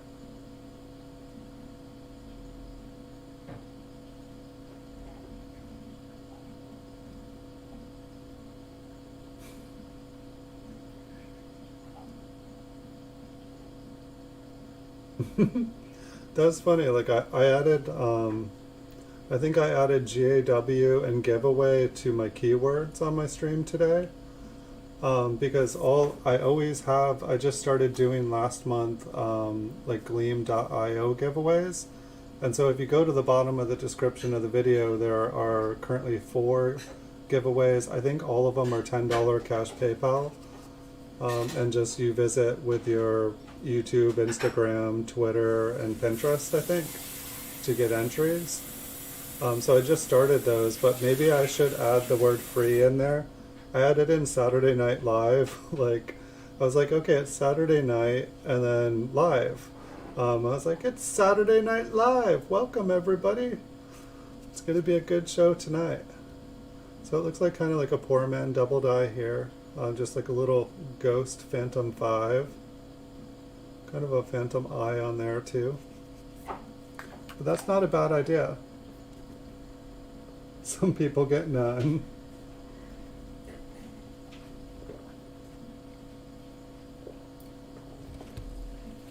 Well, that's also what I'm hoping, is that I do have lots of pennies and I'd like to give away pennies. One of the problems is it costs like something like $3.50 to ship, 15 pennies to someone, and it almost makes more sense just to send them money. And that's why I was like, okay, I could give someone like a Flying Eagle cent, like a $5-10 Flying Eagle penny, or I could just send them $10 and cut out the postal person taking 40% of their prize. And so that's what I've been doing. But it would be fun to do streams and give away things during the streams. Free.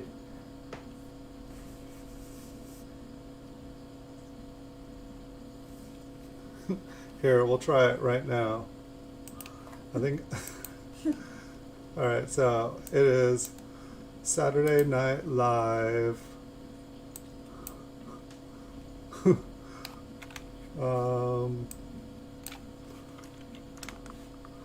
Gaw. Free gaw. There we go. Because there's 4 giveaways. If anyone asks what the giveaway is, I can tell them to go down to the description. I think the next giveaway drawing is in 2 days, on the 10th. And so basically my goal here with the giveaways is to have about one ending every week. Maybe have it one ending. Am I tired already? One ending on the weekend so that I can start a new one on the weekend. But I think Janelle K from Columbus, Ohio was the winner for this week's giveaway. And it was funny, I made a video of doing the prize drawing, and then it draws the prize, and I'd never done one because last week was the first one that ended. And so I made a video of it so I could show everyone, that it was legit. And then it said the person's first, last name, email address, I think it was just the first and last email, but I'm like, I don't think they want their email and all their stuff, broadcasted over the internet. And so if you do a thing, then it'll just say their first name and last initial, and their entry number, which it seems like a better way to do it. So I believe, yeah, the stream is now Saturday Night Live free GA. And it is a true statement because I do have 4 free giveaways going on. I like your suggestion. I think that people do. I think people do like the word free. Unfortunately, we just lost everyone. But now we got one. Just kidding. Did this have a mint mark?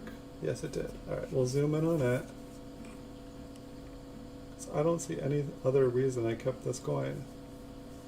It's dirty, it's scratched, and it's got an interesting looking edge, but I do not think...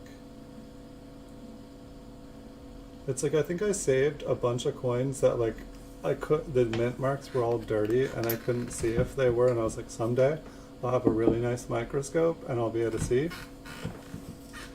And I'm still working on a new microscope. I've been putting bids on an upgrade to this one. And it's there are definitely, I think mine's a 0.5 megapixel. and there's definitely, I mean, I think there's 5 megapixels, but there's like a 1.5 megapixel that seems like it would be really good. But I've just been trying to win one. I keep seeing them at auction, and I keep trying to win one. There's one that somebody has up, but they don't respond to any of my offers. They just let them expire. So I'm thinking maybe I will give them another offer in a week and see if they respond. But I'd like to have another, like basically where my finger gets cut off. I'd like to have another camera up there so that when I have a mint mark, I put it under the other one, and then I can just leave it there at the perfect zoom level. So then it can stay up there. People can look at that one while we keep searching for more, and say there's one that possibly is, you know, a different variety. There's a couple people on the channel here that come in and watch that are really good at like finding and identifying which variety it is, and they like doing it. It's kind of like practice. It's like homework. And so I can leave those up there. So hopefully within a couple weeks or a month here, and it's like I feel silly, like I should just buy one, but unfortunately I have like a horrible coin addiction, and so I never have enough money to buy things like microscopes, because I'm always buying another coin with that thought of I'll buy it and then I'll sell it and I'll make money off of it. And I do buy and sell it and make money off of it, but then I instantly invest it in another coin to buy and sell and make money off of it. And I never end up buying the things that normal people would buy when they make money. I just buy more coins because I love coins. I think that's okay, but at the same time, like occasionally, like as a, you know, somewhat adult person, I should have more than $100 in my bank account. Especially in the middle of a pandemic. I guess that was the other thing. Other reason I didn't do W coin roll hunting this year is the pandemic started right as soon as it was quarter hunting season. This one kind of looks like, but it's also all dirty.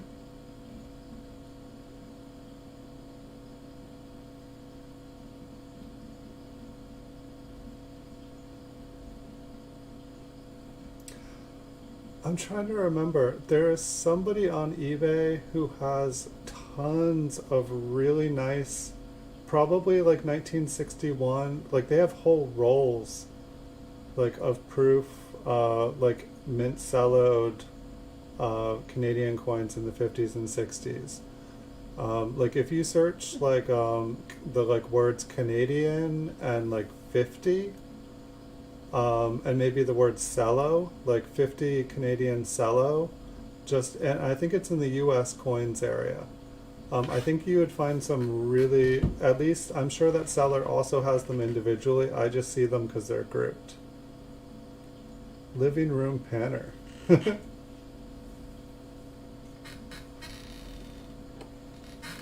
Yeah, I used to love, I used to have a gold claim, and I really enjoyed. I'm pretty good at panning gold, but I let my gold claim go anyway. I still have all my panning equipment in a sluice box and stuff.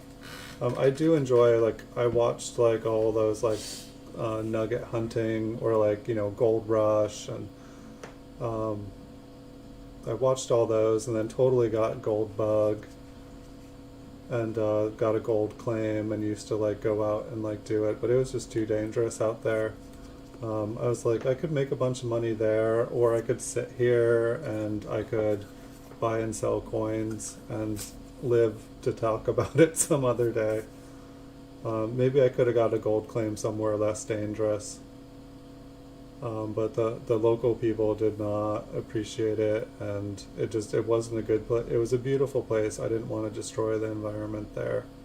And there was like a school that took its drinking water right from the river, right downstream from my claim. So I just, you know, I didn't feel good about it in any way. So that one was a library error, so we'll flip it up. Yeah, I enjoy panning. I enjoy like rock prospecting and gold hunting, nugget hunting, metal detecting. I need to get out with my metal detecting. It's been like beautiful. Like I spent like a ton of time this winter and spring like clearing my yard so I could metal detect. It's like my property here, it's like almost all virgin, like it has never been detected. And now everything's starting to grow back, and where I cleared stuff, there's brambles growing, and I need to get on it.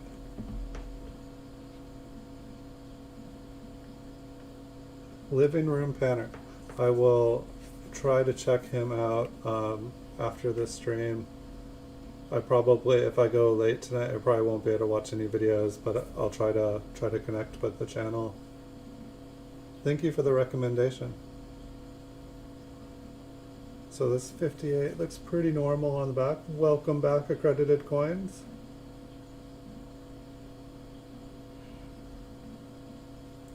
And I may have already seen them. I've definitely gone and like watched a bunch. Like the name almost sounds familiar, but I can't say for sure. It's like sometimes things sound familiar, and then sometimes like I'm like, yes, well, I guess sometimes I know what channel people are talking about, and sometimes I think I have, because there's a lot of channels that are kind of like similar themed, and sometimes I just stumble upon a channel, and I don't even know what I'm watching, and then I'll find out later that it was so and so, and I'll be like, oh, okay, I totally watched that. I totally know what you're talking about, but I did not know what it was. It's like YouTube's funny. It's like one thing ends and then another thing comes on, and you don't go and seek it out. You don't really see it, just comes on. And then it's like, if it's okay, you just kind of keep watching it, and then you don't even know what you just watched. You're like, wait, why did I just watch that entire video? I forgot why. Okay, yeah, that one was a Liberty Air too. Oh, nice. Will he like pan for you? Is it kind of like one of those roll hunting shows where you can donate to the channel, and they will search the rolls for you, and they will send you anything if you win? Like it's like all right, I've got a bag of pay dirt. We have someone donating. Let's see what you got.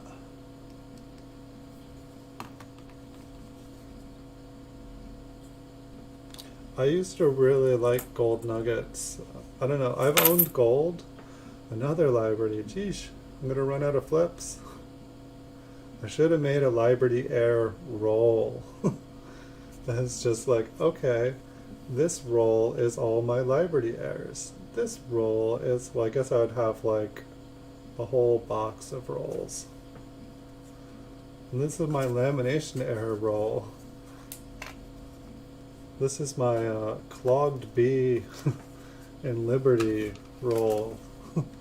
Like I thought that those were airs, and so like I have so many Liberties with like clogged bees. Yeah, no, I like watching people go through, like classify all the different, levels of gold, and then, like just basically work everything out. It's kind of relaxing. It's kind of fun. Looking at this one, it kind of looks like the rim is, like everything's pushed out to the rim, but then it also looks like it kind of drops off. Not too much. Kind of looks like a partial collar strike, but not quite, I don't think.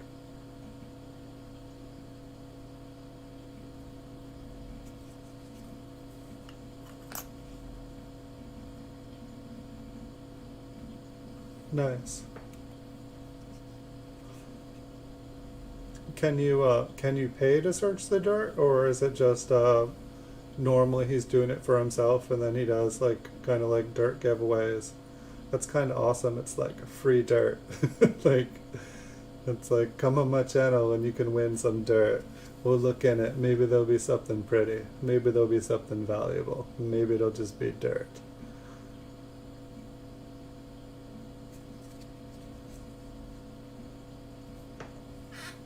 It's like that 4 is so long. I know. We'll check out the mint mark, and I kind of want to look at the 4 too. It's just so interesting how how different the years are. Like in Chuck's book, looking through Lincoln Cents, like he kind of like talks about like all the different ways they changed, the different numbers and stuff. Like things got redesigned. Like, that is just like some of the 4s like that these people make. Like, I mean, maybe that's how they used to make 4s. I don't know. But some of the people who made the letters and numbers on these coins really took some artistic licenses out. They really, like, if it wasn't in context that it is, I wouldn't even know what I was looking at it. Well, we found another Liberty. 1957p. We might be able to make like a full penny book out of just these Liberty errors. It's like, I mean, like just tonight, I feel like we've found about 10 different dates and mints.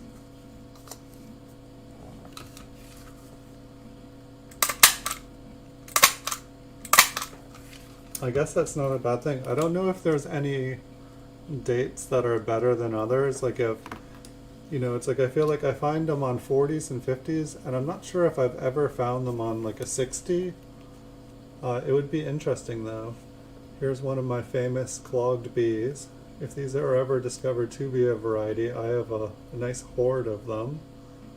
I don't think it's going to ever happen. I think it's just, it's funny too because like where the bee is, it's so close to where, it's there, it's not an error. It's there, it's an error.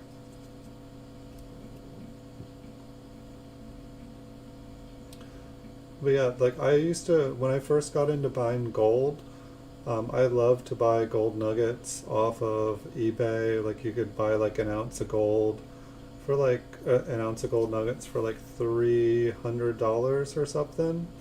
This was back in like 2005, 2006, something like that, maybe 2004. But I bought a ton of gold, mostly gold nuggets at that point, and then I started to get into different gold coins. But I bought a ton of gold back when it was $300 an ounce, and when silver was like $7 an ounce. And then I sold maybe a third of it when it was at 900. I was like, okay. And then I sold like another third when it was at like 1200, and then I think the rest at like 1500. And then I ended up buying some back in at like 1300, and then I was in a situation where I kind of, it was better for me to sell it, and so I sold it at 1200, took a loss. And probably like I had bought all, like one thing I guess I don't recommend now is, well, let me focus. There we go. My camera likes to focus on my chair, not me sometimes. But like I had bought like I think it was like proof 70. Is it proof 70 or MS 70?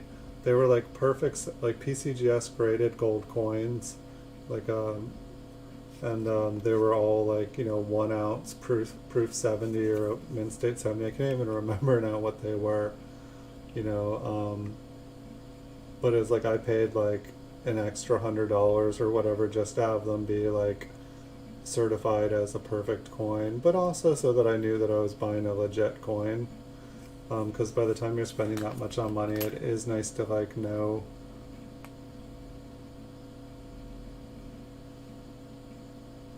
Oh, please, please go to your daughter's birthday, and feel free to leave me running. It'd be very kind if you did. I'm working hard to get to 4,000 watch hours tonight.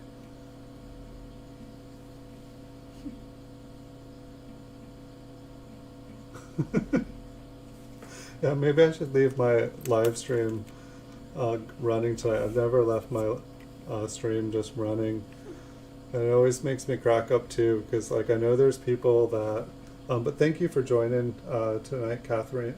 Thank you for joining tonight. I know that there's people that stream just themselves sleeping, and like they have like thousands of followers, and I'm just like, I'm doing the wrong thing. Why do I make things so hard on myself? Like, It's like I make like 5,000 videos. I get like maybe 2 followers a day. Um, like, you know, why work hard? Like, you know, make some cat videos. Like, you know, just stick the webcam out at the redwoods and let people watch the redwoods in the wind. Um, but yeah, I don't know. It's like there's, you know, I feel like everyone has their niche. Like I could just bring the my phone down to the ocean and just let, you know, people, you know, like check out the California ocean live, like live uh, webcam of like the ocean just like breaking on the beach. And like I was on YouTube one night on like a networking channel, and it was like so the host was from a different country and everyone was from different countries, and then like all of a sudden like I'm like watching someone's video on there, and it was like basically like the beach right below my house, and I was like, what, this person lives in the same town as me? It like blew my mind. Like I was on, you know, I was like halfway across the world virtually with a bunch of people from all over the world, and then one person like lived like 500 feet from me. I was like, and they were a YouTuber. I was like, wait, you're a YouTuber too? It's just, I don't know, crazy small world. Crazy small world full of hermits. So this one looks like a lamination error up at the top here as well. Thank you so much. I appreciate the compliment. It was nice having you here tonight. Please come back anytime you want. And have a good time with your daughter. Happy birthday to her. And thanks for sharing your stories. I really like doing this live because I get to learn about coins, and I get to like just learn and like, I don't know, hang out. This is like probably like the most social I get. So thanks for visiting and stopping by. Hey Pedro Cortez, welcome to the channel. How are you? We're just looking at some coin concentrates tonight. I do have a couple giveaways going on. The next one ends in 2 days, but there are 4 giveaways at the bottom of the description below the channel. Here, let me just write lamination peel on this one. I'm trying to organize these coins so that I don't have to do this again in 20 years. But welcome to the channel, Pedro. So these coins, for the most part, I put away about 10-20 years ago when I was doing a lot of roll hunting, and I was just trying to go through them as fast as I could and figured I didn't know what was valuable and what wasn't. Like this one here on the 5, you can see a faint doubling to the east. I believe this is basically a poor man's double die. You know, this isn't the infamous 1955 double die, which is like, you know, beautiful, beautiful doubling. But this is what, you know, people would find and think that they were finding. The nice, expensive, beautiful double die 1955.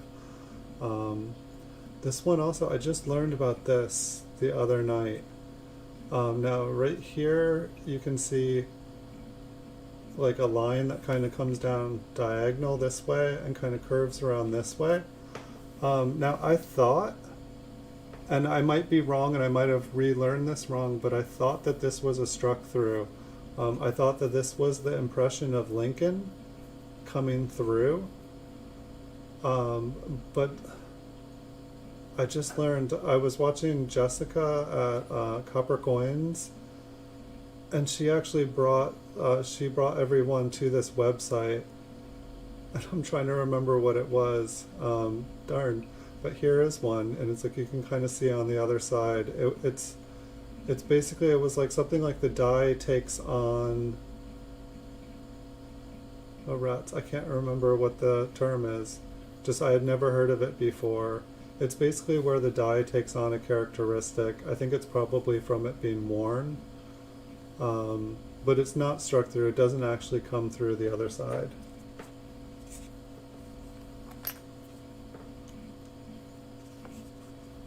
And so we're all just hanging out tonight. We're just looking at coins. And pretty much, we're not gonna probably find like any key dates in here because I don't remember ever finding. I found plenty of fake key dates that once I took them under a loop, I was like, I could see like, you know, it was really a 1944 that someone had scratched out to make it look like a 14D. But you know, it's possible, say like, I might find like some older dates where there is like, you know, just a nicer example. This one looks like it's a lamination. You know, at first it kind of looks like a scratch, but this is actually like an improper metal alloy. And so basically it's a bad metal mix. So it's pretty much considered an error. It more has to do with the fact that this should have never had a coin made on it, rather than the die had something, you know, an error with the die. But these are definitely collectible. People definitely buy them. And some are better than others.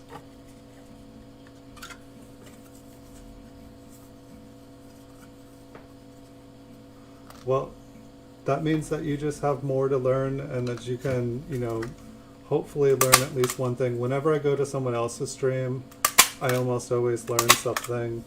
One of my favorite people who stream, he's moving right now, so I don't think he's doing streams, but his partner, I believe, is doing streams. Copper Coins. He has a YouTube channel. If you like Lincoln Cents, he is like really, really good, and he's working with Jessica, and she's really good. She's learning the ropes. She's been doing a bunch of classes, and they're really, really good. I would recommend Ken Peavy, but unfortunately he passed a couple months ago. I believe I heard Paula Bloom is taking over his channel for the big show. I haven't gone to see it live. I've checked out Robert Lawson. He's really good. And what's nice about a bunch of these people is if you ask them questions, they're really down to earth. They'll tell you. They'll take the time to explain everything. It's like since I started visiting other people's YouTube channels, I started learning more than I did on my own. And it's been really cool.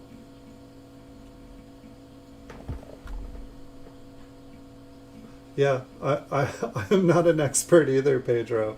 We're all in the same boat. Like, when I started, you know, I've been searching penny rolls and stuff for probably 35 plus years now.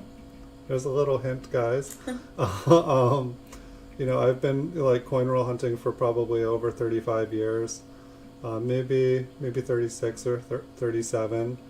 And I thought that one day I would know everything, and it's just one of those things that the more you know, the more that you know that there's more to know. It's like the more answers, the more questions. And so it's like for me, I was determined to figure out everything about pennies. This one's another lamination error here. I know it probably just looks like a big scratch, but here, we'll check out for an RPM on the mint mark here. So I thought I would just, you know, get to know everything about pennies, and it would be my niche. We're narrowing it in there, although you might want to use a couple more digits there. Just saying.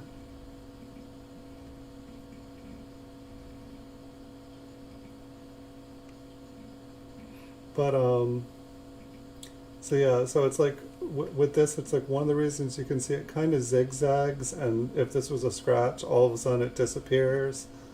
And then you can see all the debris has kind of got into it. And so this one's another lamination error.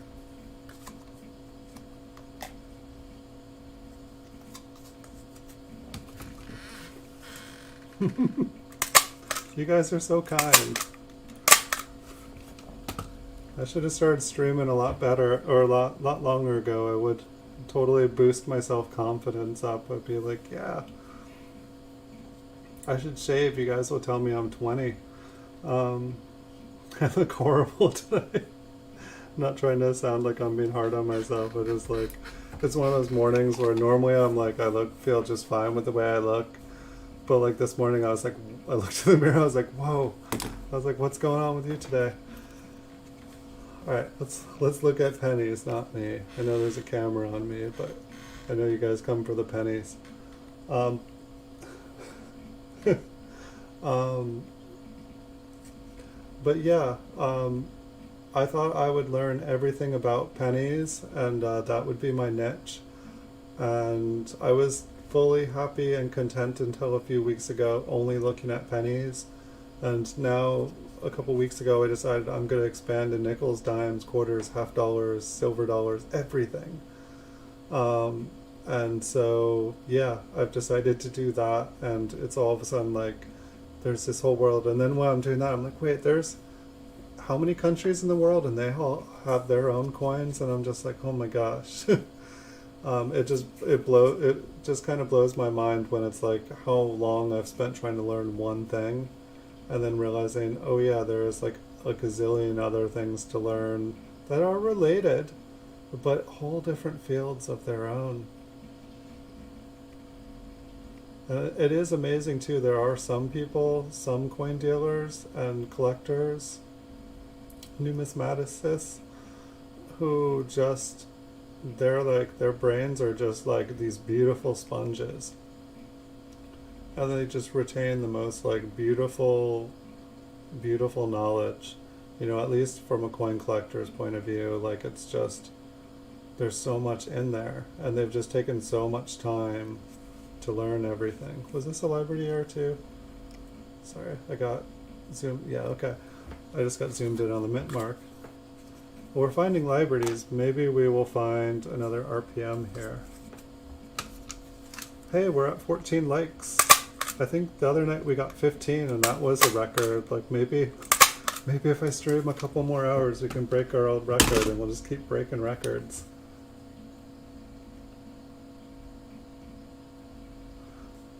You have to make your end of week work finds video. Nice. What did or you were telling me about what you found yesterday, metal detecting with Austin Simpson, that you found that sweet honey hole. Nice. Yes, I wanna. Oh, nice. Are you making the video about your honey hole? Hey, Blue Sandy, welcome. I'm sorry, I was yakking up a storm. Sorry. Welcome to the stream tonight. Alright, this was a library. It was a buy error. So I don't know, maybe at the end here, since it seems like we have found like 20 buy errors and lots of different dates, we'll see if we can build an entire Lincoln Wheat Cent collection of just buy errors. I guess our mystery roll was like a roll of buy errors. Maybe I had made a roll of them. Did I ask metal detecting Austin Simpson, are you making the video of the honey hole? Because that sounds exciting if that's what your video for the end of the week is.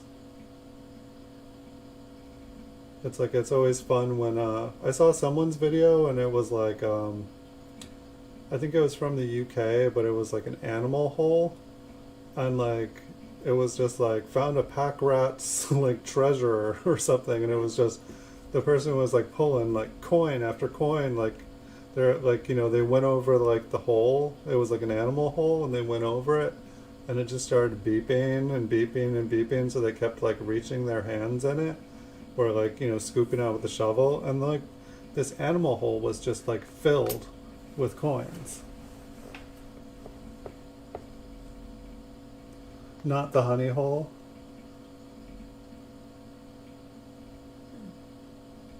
Oh, nice. That sounds cool.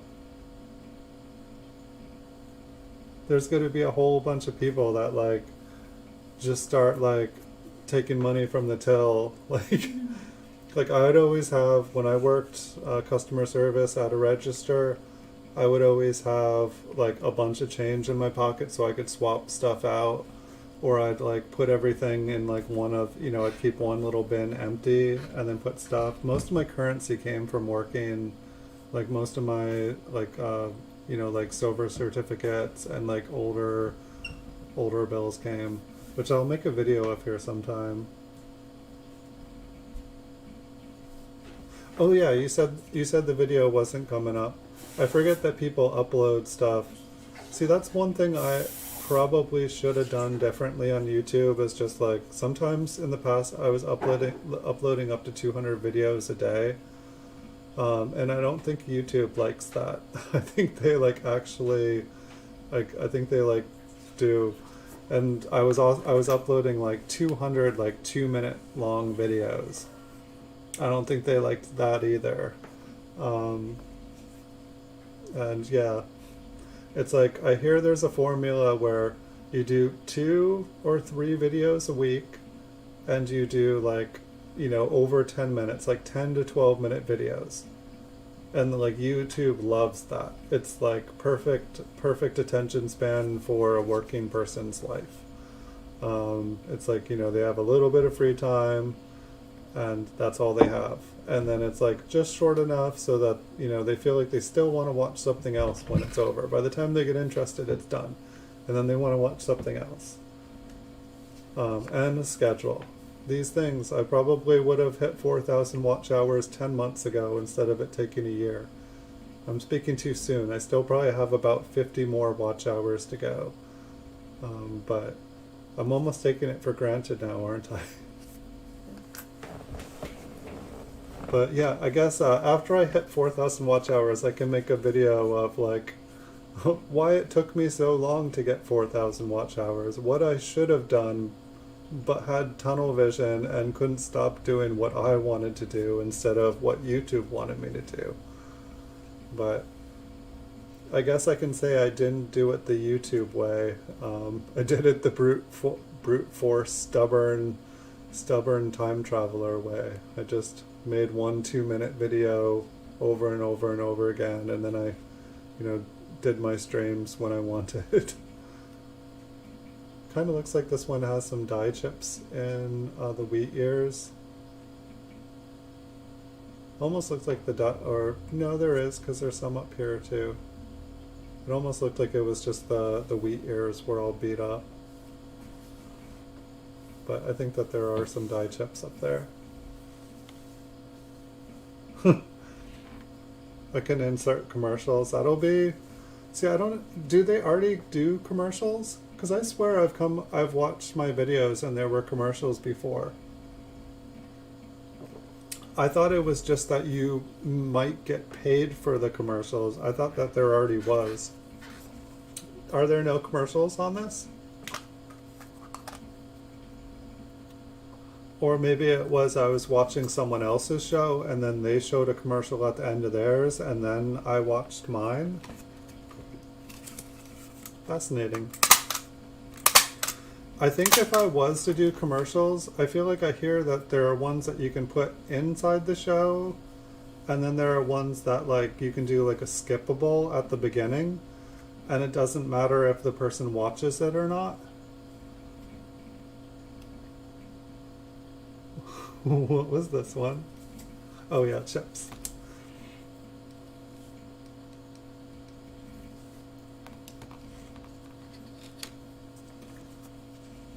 I feel like it wouldn't be too annoying if there was like commercials in like say like a past broadcast, but I feel like it would be annoying to watch someone live and like for like all of a sudden to miss the show because a commercial starts.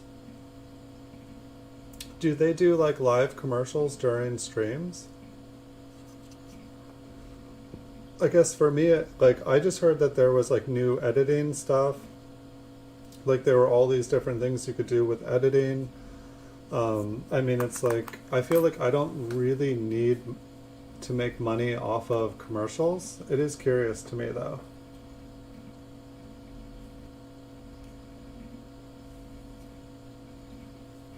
The beginning, middle, and end. You have not seen any of the beginning, middle, end. I forgot to tell you guys, but that was the last coin in that roll. But no worries, there's more rolls. So here, I'll give you guys the appearance, like you guys have a choice. Will you guys pick the E, the 11D, or the one that I think says... Oh wait, that's the 11D. I think this one says 30.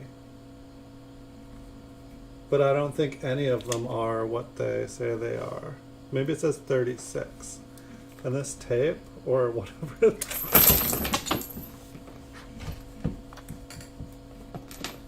Well, we picked the roll the hard way. That is like the Tyvek bag. Okay. You guys may see something you don't want to see here. Here, let me give you guys a penny to look at. Pay no attention to me.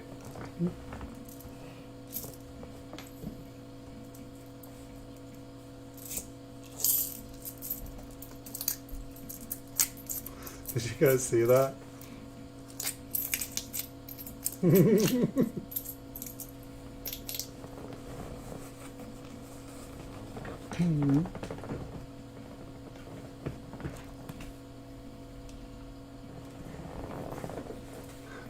Un momento, por favor.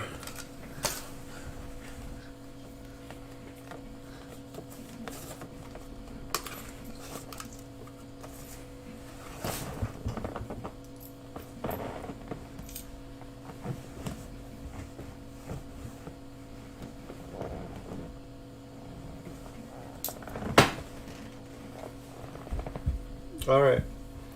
I think that's going to have to do it. So, sorry about that. There was this little piece of tape string attached to it, and I didn't realize that it went into the roll and underneath the cap. I guess it was a quick release method. I thought that I could just, let go like this with it. So, now you guys have watched me dump out a bunch of coins live. And so I guess we picked the 36 swinging monkey roll. So look how wide the 4 is. Yeah, so this is like another look how wide the 4 is coin. We found one earlier. Thank you. We found one earlier that looked pretty much as wide as that, and I was like, holy cow. So we'll take a look at the reverse here. And then we can take a look at the front. Check for RPM. But yeah, I don't understand what makes some of these 4s so big. It's like I can barely even fit that 1 digit into the camera here. It's like, look at the S. Like, I feel like that's the normal size of something. That's the 4. It's huge.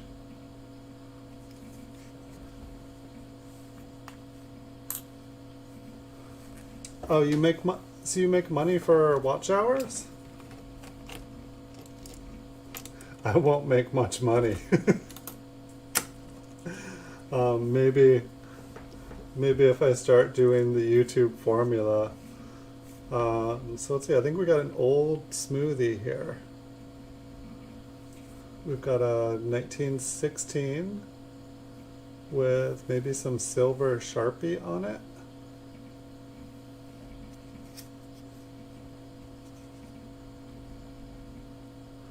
Interesting. Well, I mean, I can try it out. I mean, it's just kind of like, I don't like commercials. It would be interesting. I mean, it's like, I feel like I've heard people who got their channels monetized and they're like, I made like $4,000 and stuff, but it's like, I don't think that's gonna happen to me. Like I feel like if I ever see a paycheck from YouTube, it's going to be like $16 or something. I'll be like, I'm buying a roll of wheat pennies with my YouTube. Like, I'm going to take it to the bank, cash my check, and I'm going to withdraw some coin rolls to hunt. It's going to be awesome. We'll see. And that's the other thing too. It's like, if I was to do commercials and I did get money, I'd probably just do giveaways and give it away. Like, I honestly think that's, if I do giveaways, I am definitely, and I guess the thing I have to remember though is I know that if I get paid from YouTube, like I think you have to pay like 30-40% in taxes or something. So I'll just have to make sure not to like give it all away. I'll have to like, this one's kind of nice. I mean, it looks like maybe it's been cleaned in the higher devices here. 2 cents. That's money in the bank accredited coins. I'll be getting some 1936 proofs. I'll be buying you some 1936 proofs for everyone.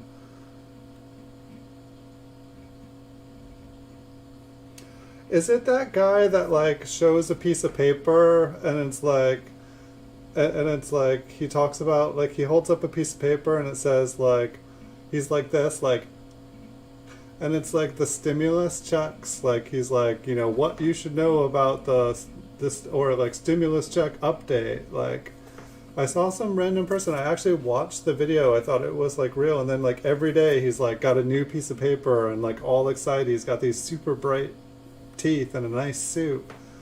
Is it that guy? Like that guy looks like he was making $100,000 a month telling people what the stimulus check could be. It seemed like every day like the bills, the whatever was happening changed. I was just like, wait, this guy's just got it figured out. Like he's really got it figured out. It's like everyone's looking for information on this stuff. And no one's got the real information. Is that Kevin? Kind of looks like a kind of like he could like play Superman in a movie or something, like a Clark Kent, or maybe he could play Clark Kent in a movie. Oh no, not him. Okay.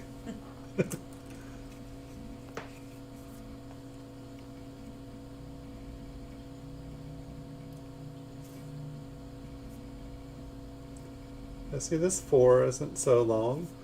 Or it's like, in this one, like the tip of the 4, or the tail of the 4 is like longer, while like the snout of the 4, now this one kind of looks like a little fox or something. It's a foxy 4.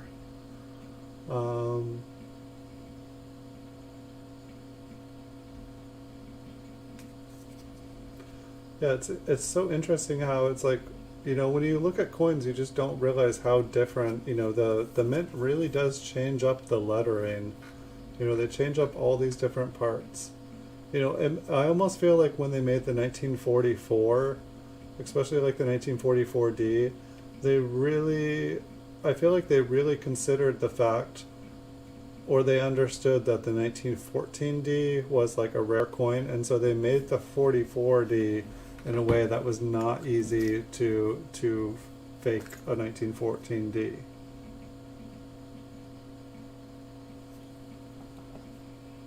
He made a jeez.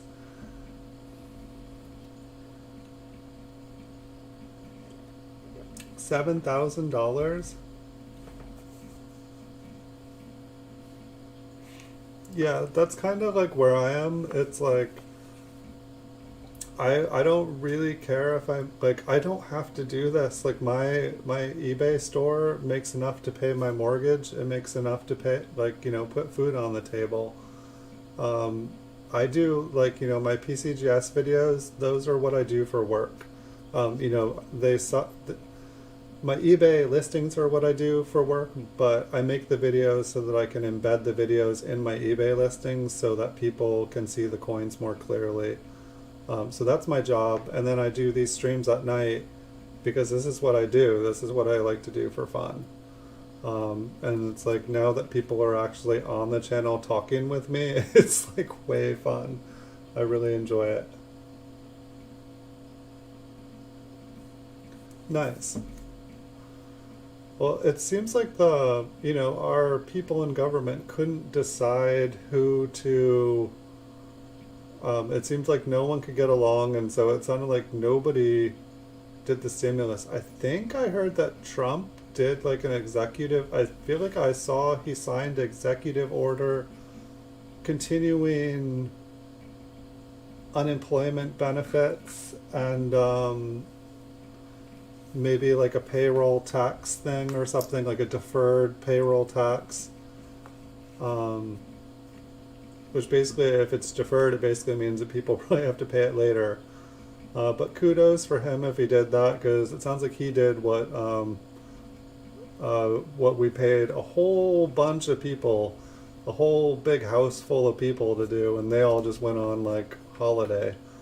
So, I'll give him props for that. Today, live on my stream, I give Trump props. You guys heard it here first. Good job, Trump. I don't have to like, I don't have to dislike everything a person does, but when someone does something and it's actually good, I will give them props. Good job. Yeah, like, I don't know. Like, I mean, I feel like I was hoping for another stimulus check, which is funny too, because I feel like technically I could have like claimed unemployment or whatever, like everyone else did. It's like my job is essentially non-essential, right? But I felt compelled to work. I felt like if I'm able to work, I should work. And yes, going out to the post office, it's very, very dangerous. Handling packages from all over the United States, it's probably more dangerous than I think. And, by having packages being sent here, I'm probably endangering other people's lives. And now I'm making myself feel depressed like I'm an evil person. But I am sheltering in place. I'm only going to the post office and the grocery store once a month. So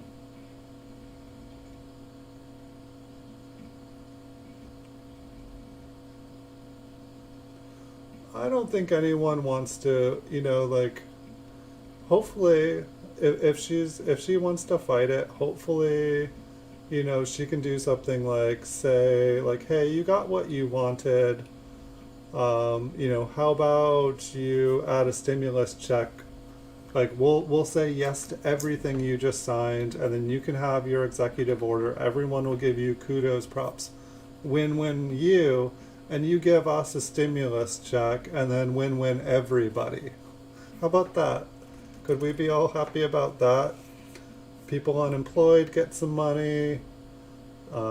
Everybody who may or may not need a stimulus check but will be happy to have it deposited in their account will be happy.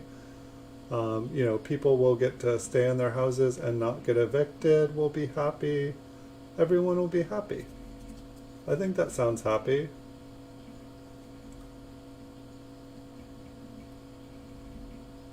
$2,000. Well, that's going to take a while to read. There must be a lot of there must be a lot of extra things.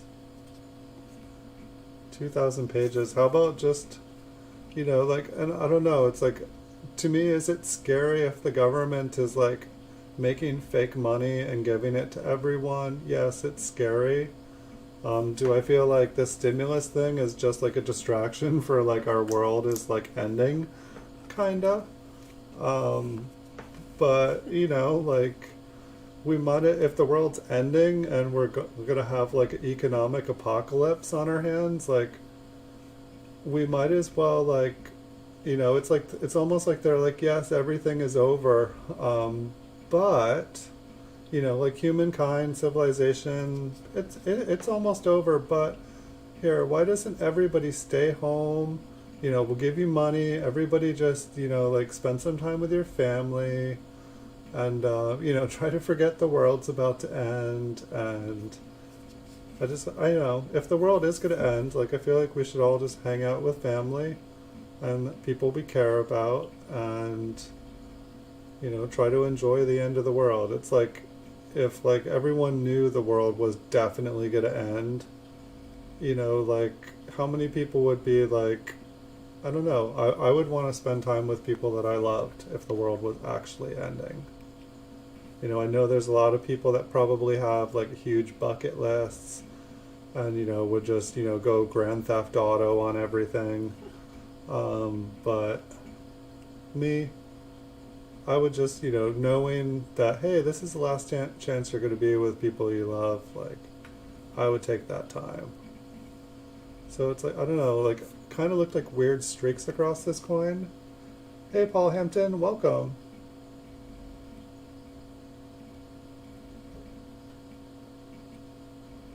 who wants to renovate a theater, forgive her $1 million loan.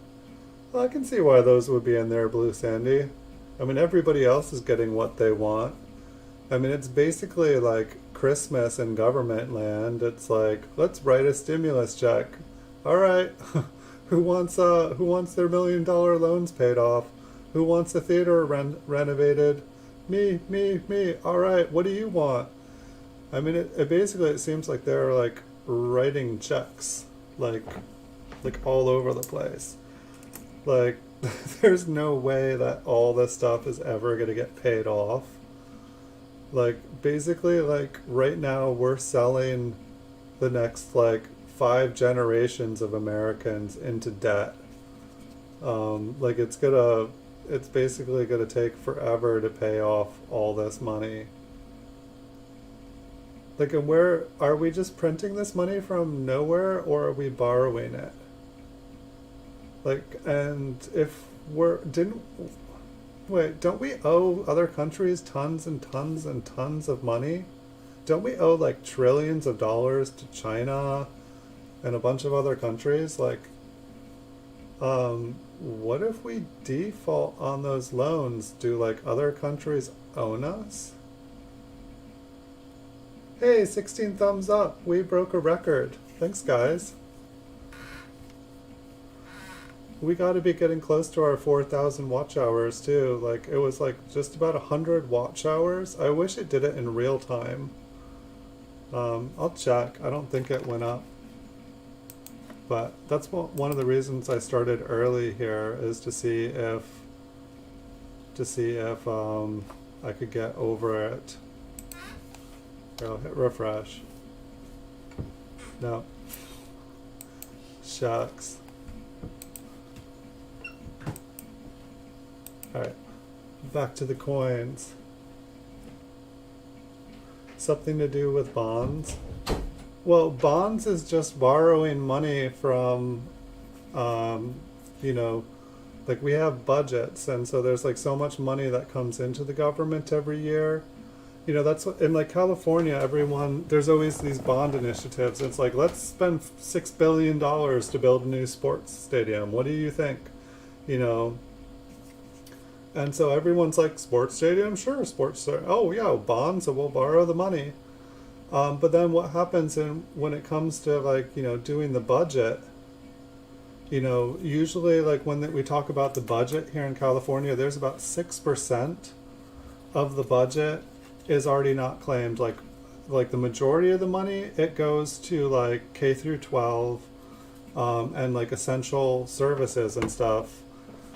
But then like in the 6%, you know, that's left for like negotiating. So there's like, I think it's basically like K through 12, like there's like school, and then there's like debt that we have to pay back.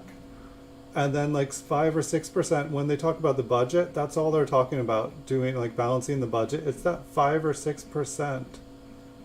And it's like, that includes like, you know, fire department, police, like teachers, like all that stuff. And so every time you take a bond out, that budget gets smaller and smaller and smaller. And then it's like, you know, it's like, oh yeah, we don't have any money to do this and that. And it's like, because you guys kept taking bonds out. It's like a child with credit cards. If you just keep taking out credit cards and buying stuff with it, eventually you're going to have more debt than, you know, your parents make an income. And, you know, your parents aren't going to be able to pay off your child's credit card. And then the parents are going to, like, you know, go to, like, fill up gas to go to work. And the credit card's not going to work. And the parents are going to be like, what do you mean? I have, like, a $200,000 credit limit. And that's when they're going to realize that their kids have a serious credit card problem. It wasn't a very good analogy. But hey, so we'll move on here in this role. But yeah, scary bonds. I mean, like for me, it's like I think I rented about it once on the show. Like, you know, Social Security. It's like our government, basically in the last recession. So like, let's go back all the way to like, the 1918 pandemic. What happened directly after the 1918 pandemic? The recession. And so then what happened in the recession? Like, basically, like, people, all the banks and stuff folded. Basically, people were, people lost all their retirement, all their savings. Everyone was like broke. So the government stepped in and they said, hey, y'all, you guys blew it. I mean, we blew it. We didn't regulate the banks, but hey, it was your fault for giving your money to these banks who robbed you. Because everyone had a bank. Peter had a bank. Paul had a bank. Everyone had a bank. But basically the government said, like, hey, you can't be trusted, so we're going to take a part of your paycheck out and we're going to put it into a safe fund because we're the government. You can trust us. And so the people trusted the government and they put it in Social Security. And, everything went good for a while. And then the government borrowed money and borrowed money and borrowed money and borrowed money and borrowed and said they'd return it. But guess what happens when you get used to borrowing money and not returning it?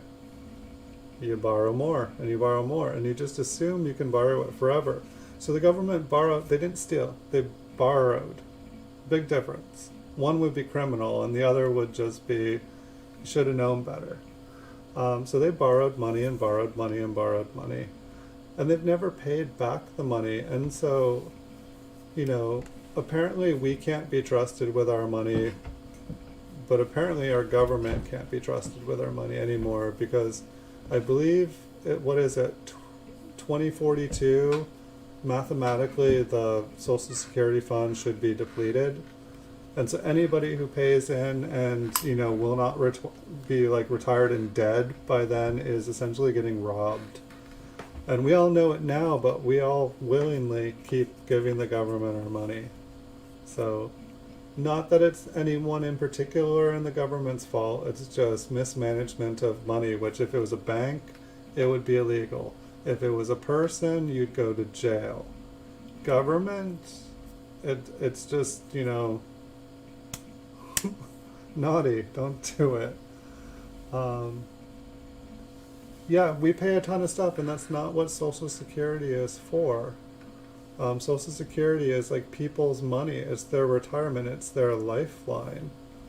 So I don't know. I feel bad for all the people who worked their entire life believing that it would be there when they get out. And I mean, I remember like multiple elections in my lifetime where, like when it came to who's going to be president, and one of the big issues was like, how are we going to fix Social Security? And so they would talk and one would have an idea and it looks like none of those ideas even got tried. It was just like, let's talk about this, let's talk about this, and it's just amazing how people can like promise. I promise you, if you put this money in this lockbox, you will have $2 in your lockbox for every $1. Like, it's like, thanks. Hey, where's my lockbox? What lockbox? I don't know what a lockbox is. Yeah. But, I know, like, yeah. I'll just stop before I get going. It's not even midnight yet.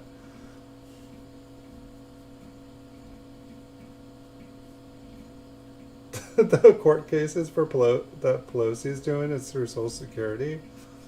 How is that legal? That doesn't sound like it can be legal.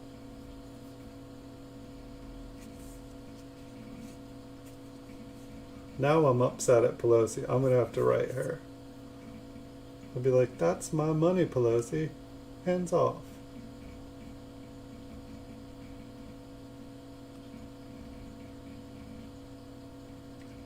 That is definitely an interesting S.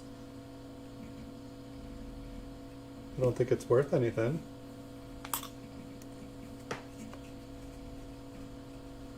I think this one has some blue ink on it. I'm not sure what's going on with it. Maybe it's little tone spots. Little tone spots. Little spots. Oh yeah, welcome Paul Hampton. If I forgot to say welcome, I do apologize. Just curious, that 1952D with the kind of like read it like impression, um, did you find anything on that one? I honestly forgot to. I looked at it again today, but I didn't. I didn't try to find anything on it. So I was just curious. I know you were looking into that one.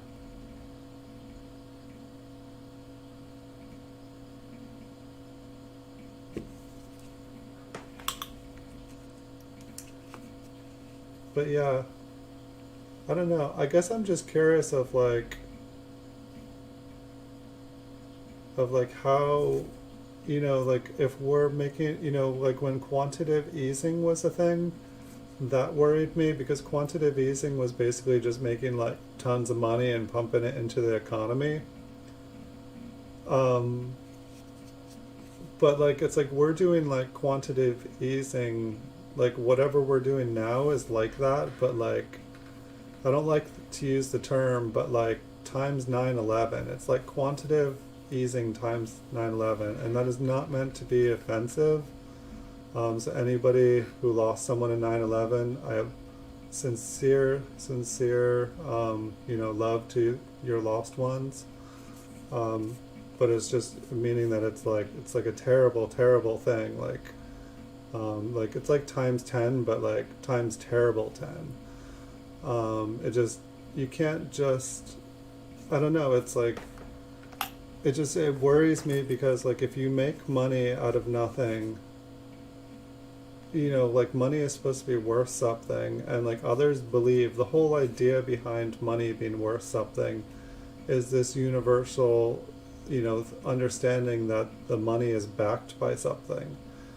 And now the money technically is not backed by anything because when they first started with fiat currencies, it was backed by silver, it was backed by gold, gold standard, silver certificates. Money was debt. It was exchange. Like if somebody had money, they could go to the bank and they could get silver or gold on demand. It was basically just something easy, light to carry around, or if there wasn't gold or silver to be paid, it was like IOU.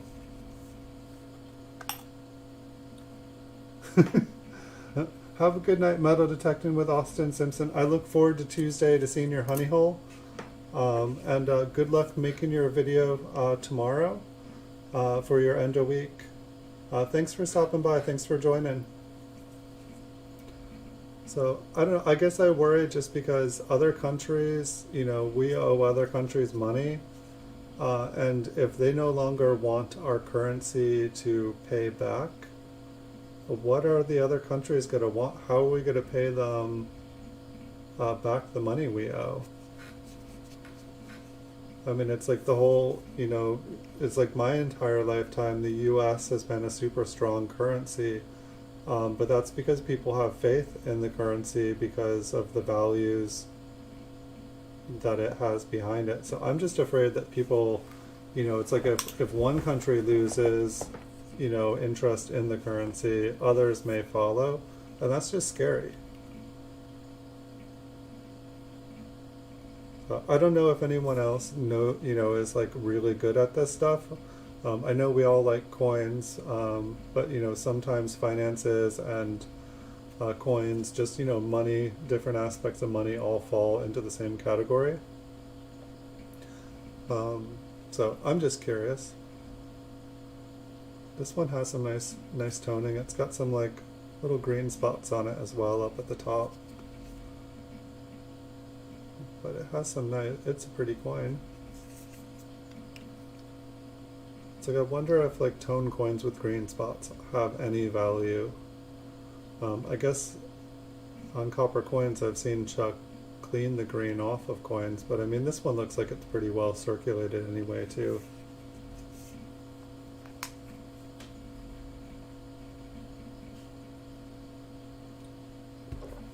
What do you guys think we will find next? It seemed like that last roll we had a lot of library errors. I think we've only found 2 RPMs for the night. It would be nice to find some more RPMs. I feel like we had better luck last night. But Paul is here now, so hopefully we can find some for him.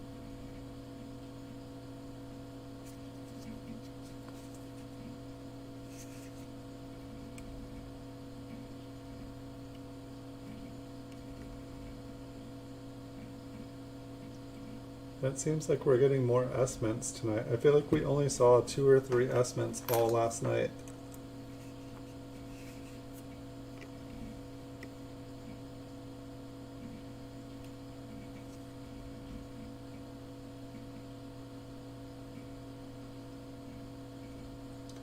$19.19. Nice sharp BDB underneath the coat there. It's kind of interesting how the rim on the edge there, or the like line on the rim. Let's take a look at the reverse.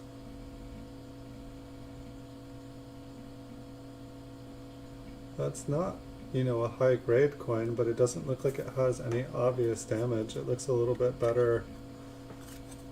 Like it actually looks like it's possibly gradable, unless, I don't know, you can see kind of the fields in between the letterings. They almost look like they may be cleaned. Almost looks like a tic-tac-toe board around the end there. That makes me think that somebody probably cleaned it. But not very damaged at all. I'm gonna flip it up. That one could make a nice 1919 in somebody's book. Even though I feel like 1919 is probably one of the first teen coins that someone would get for their Whitman folder. I feel like it was for me.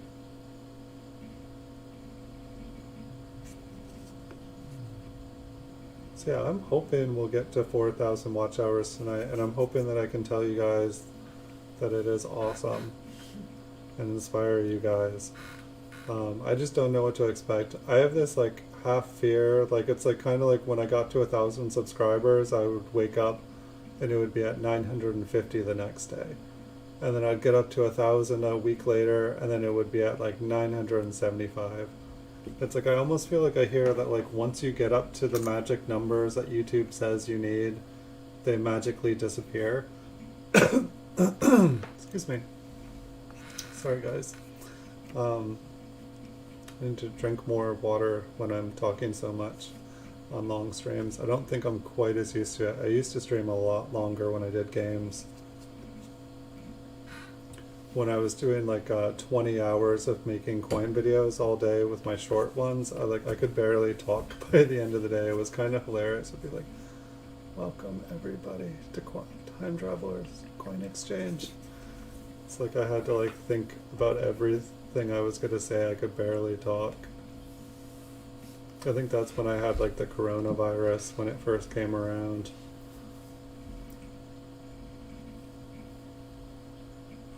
I don't know, like I totally joked about it. It was like, I think in January, if any of you guys were watching way back then.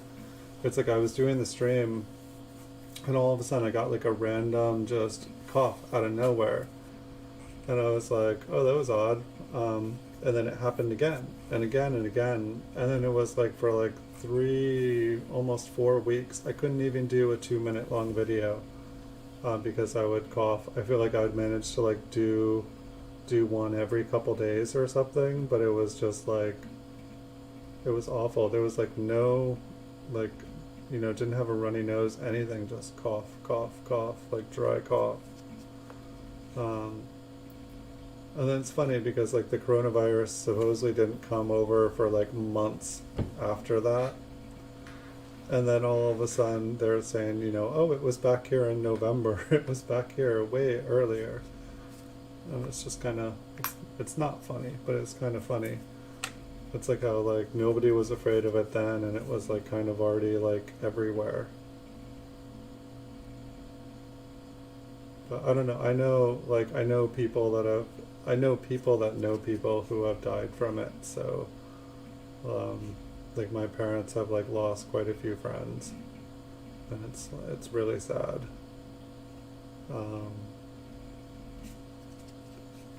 It's like one of the people, one of their friends, like right before they died, like the person's wife and daughter were able to come see them through the window, and they were like, I think they were singing to him, and I think he opened his eyes for the first time in a couple of days, and then he just started coughing, and he coughed right through the window on them, and I think that I heard that like they had tested negative like 3 times in a row, but I keep forgetting to ask them if they're okay.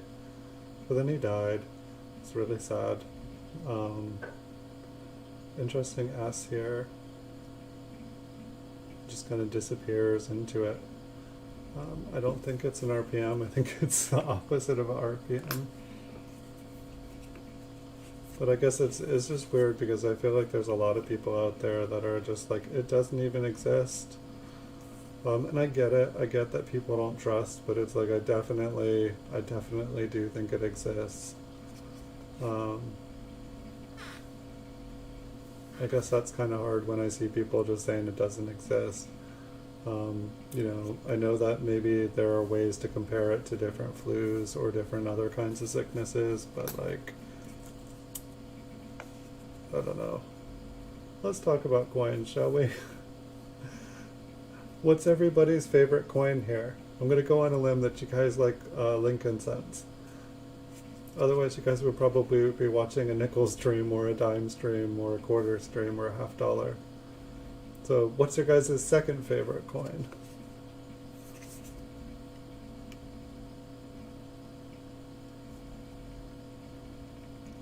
And if everybody could have, what's everybody's dream coin? If you guys could own a coin with like price being no limit on price, what would it be? Wow, look at this one. It looks like a cobra. I like this one. Doesn't it look? It's like Harry Potter. Harry Potter.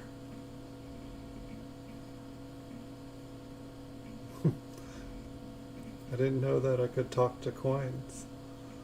Wow, we learn something new every day. It's the Copper Whisperer. Alright, I don't know, what do you think, Paul? Was that snake? Was that an RPM? Is there like a 001 Cobra strike?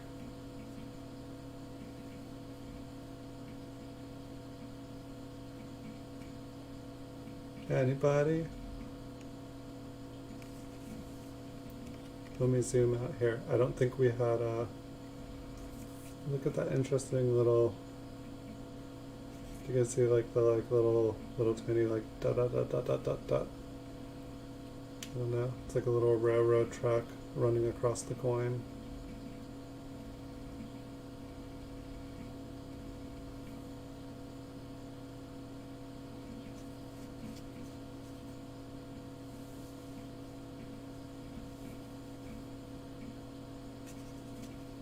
I liked that last one. I hope that is an RPM.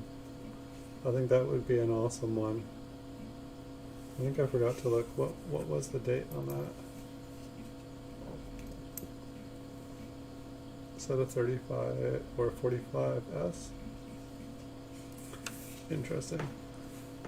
I'm not even sure if I took a good enough look at it. I probably should look at it again before I say it. I didn't flip that one, but I thought that one looked cool. It totally looked like a snake with its mouth open. I know sometimes the S's look like a snake, but that one had character.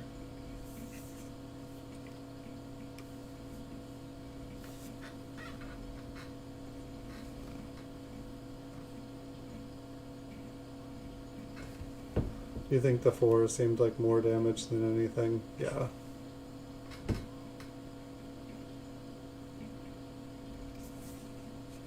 It's not too bad of a 1936S there. I mean, I feel like you have to have like probably like an MS-64 for them to really be worth anything. I guess that's what I'm wondering. It's like I feel like some of these dates I don't know if like all the high grade examples have to disappear before the lower grade ones. Like say like key dates, if you have like a damaged 1909S, you know, it's still worth like $50-$60. But like if you have like a damaged 1910 or something, it's not really worth money. But it's like, I don't know, I guess it's just, to me, it's like at some point, are those other coins that are lower grade, or like if you had like extra fine 40, it's like when all the high grade examples get bought up or like leave the market, will like, you know, when all the mint state ones are gone, do the AU ones start to creep up in price? Like, I just don't know. Is it just, you know, like the top 1,000 coins that are graded, those ones are the ones that kind of like get a premium? In some ways, I don't understand quite how money kind of is attributed to the coins. I understand that rarity plays some of it. Like, I feel like rarity and mintages, you know, they play a role in it. But then I feel like availability must also at some point, like, you know, if no one can get their hands on like a mint state example, does that like raise the demand of like almost uncirculated ones? It just makes me curious of like, you know, say like you have a 1936S and it's maybe like an MS62 brown. Like, you know, that wouldn't be worth getting, you know, holdered by PCGS. You know, it'd like maybe worth like $1 or something. But it's like, at what point, you know, would it start to become worth money? Or is there a scenario where a coin like that would start to become worth money? I think the junk here is kind of sad. I don't feel like it totally kills the coin. It's like almost like a wood grain on most of the coin. I like these little like kind of bright lines that run across some of the early coins. I know it's not the rarest date here, but I'm gonna flip it because it's, you know, it could be totally shredded and damaged, and it's not.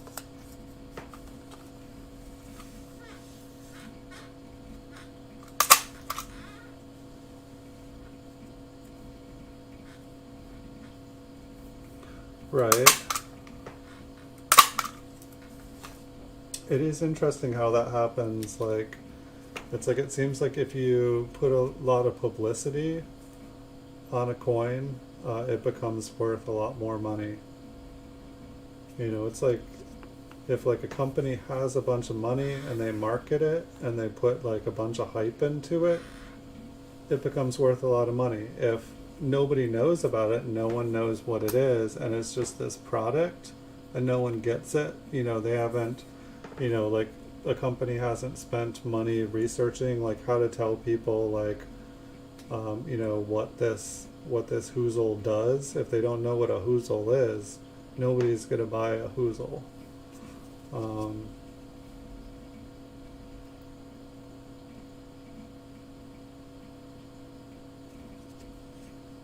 Check out the mint mark on here. Yeah, I feel like I should do some more close AM searches.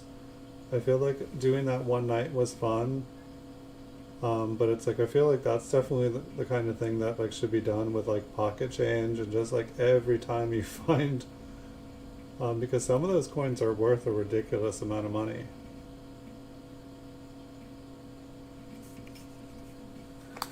Like way more than it would seem that they should, but they are. So it's like you can't argue when something like is worth a bunch of money. It doesn't matter if it should be or isn't, it is.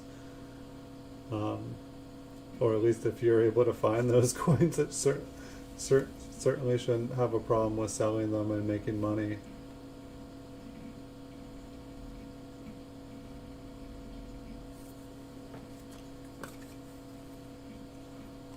Just a little bit, you know, nicer looking 1919.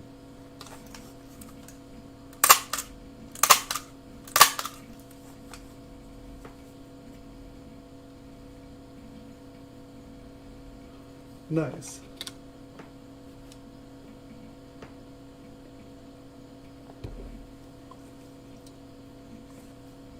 It's like not the kind of coin that you think of finding when you're roll hunting either.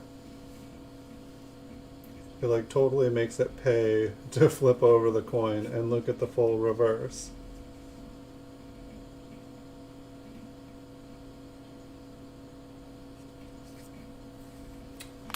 Do you know where they found it, Paul? Or how long they were looking for one? Were they specifically spending time searching for that specific coin, or did they just stumble upon it?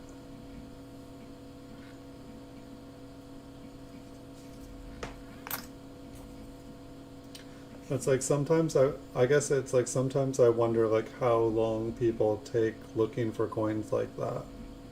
If it's just like a random accident, if they just looked through one roll, if they searched like 2,000 rolls, like, it makes a difference. Like, if someone has a story and it sounds like it's obtainable, it's inspiring. If they say, oh, I spent 7 years, it was a quest. I would have sooner died than given up on this quest. Like someone dared me that I couldn't find one, and I was going to prove them wrong.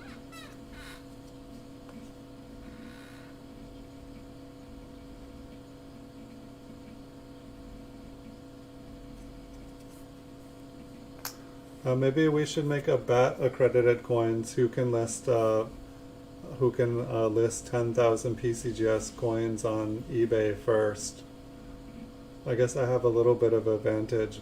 However, because I have more listed now. But you don't make videos of yours, so you'd probably be able to list them faster. And I have no idea how deep your pockets are. I can tell you I have less than $100 in my bank account.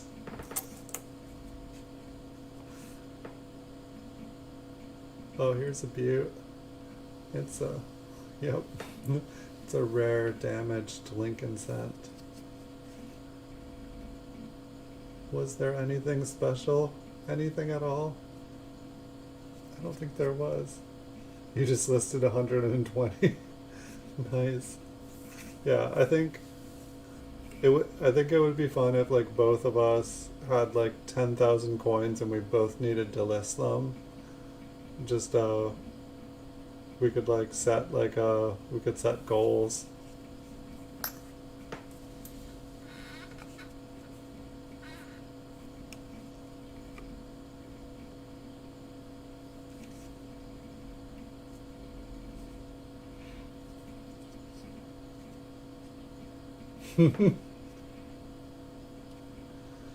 Well, yeah, I set up or here's a lamination error, I think. I set up my second eBay account yesterday, or not, a couple days ago now, and so I need to go and fill that one up, and then once I fill that one up, I'm going to open up a third eBay account and just keep doing that, and then I will probably work on filling up my other one to 10,000.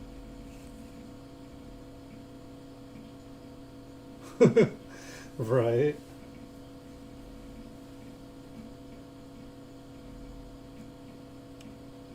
Nice. That's not a bad idea, just having your hobby account. I feel like that's how my PayPal account used to be when I had a 9 to 5 job. It's like I had my my coin money, which was basically just like one investment to the next investment. And then I had like my bill money, or like the money I worked for.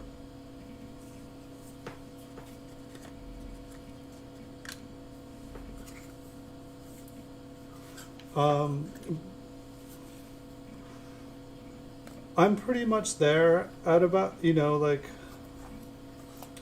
if you have 1,000 1,000 coins up on eBay, that's $60 a month with the 1,000 plan. When you have 3,000 coins up on eBay, that's $260 just for your listings. So at 3,400, if if listings were the only thing that you needed to worry about money wise, that would be if you had more than 3,400. However, you also get an extra 500 listings. So really, if you have more than 3,000, it really is worth it because you get the extra 500. You get the extra 500 auctions. You get more packaging supplies. You get a larger promoted listing thing. Supposedly, you get better dedicated store 24-hour hotline. However, there is none. There's no one to answer the phone. It's dead there. Yeah, it's funny. You're talking to somebody and they're able to do something. When I call, they're like, oh, that department isn't taking calls. We're so sorry. It's the coronavirus, you know? Um,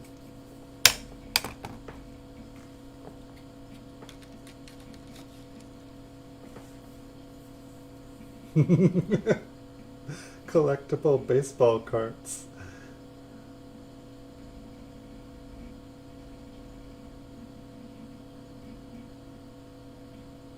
Nice.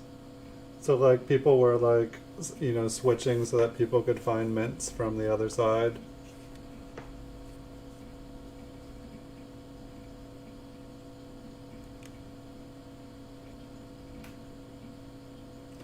Yeah, the promoted listing credit, it's only once a month.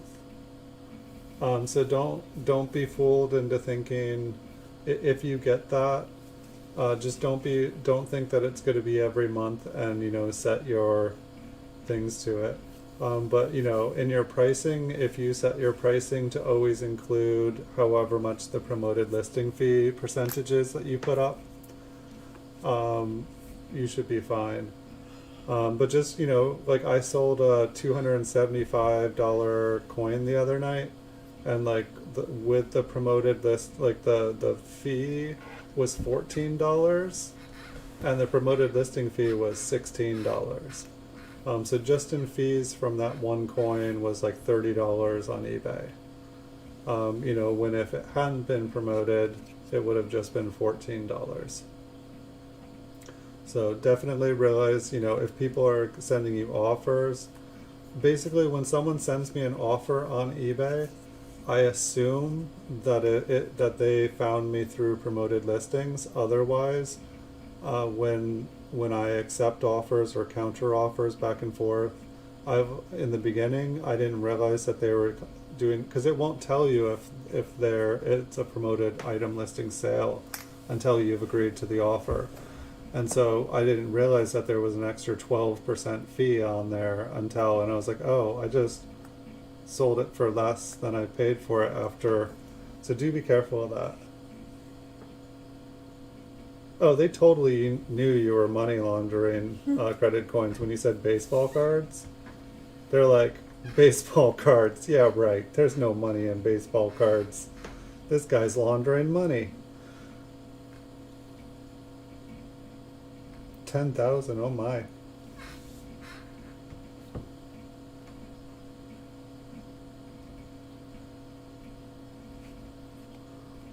Well, yeah, that's the thing too. It's like if you have like a one of a kind or a best of a kind, sorry about that, it really doesn't make much sense to promote the item. That's really awesome. A 10 grand find and like a box swap across the country. That is like so awesome.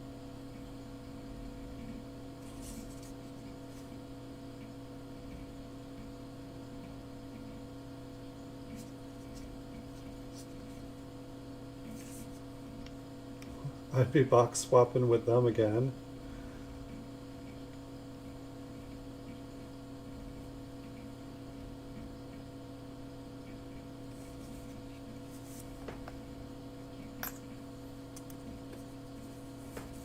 But yeah, that's the thing too. It's like some of the coins that sell on promoted listings, it's like I swear I was the only one up that had that coin, and I'm like it always seems weird to me. Sometimes they say like, it shows me how many views and stuff I get or how many clicks that are organic, and then it shows me how many come from organic list or from promoted listings. But it seems like 9 out of 10 of the sales are through promoted listings these days. And it's just something that I came to like deal with. Like, if you turn the promoted listings off on eBay, I swear, you get no sales. It doesn't matter what you have up. It's like an eBay off. Like, if you want to have no sales for a while, just turn promoted listings off, go on vacation, come back, turn promoted sales on, all of a sudden sale, sale, sale. So it's just like, to me, it's like a racket, because eBay says, oh yes, you want to sell on eBay, here's our fees, look how competitive they are, check out other sites. They're like, our coin department, it's like 6%. And then it's like, look at Amazon, it's 14%. But yes, but unless you pay like 10 to 12% promoted listing fee, like, you don't sell anything on eBay. Normally it's like you have the right to like post something on eBay, but that doesn't mean they'll show it to anyone. It's just weird.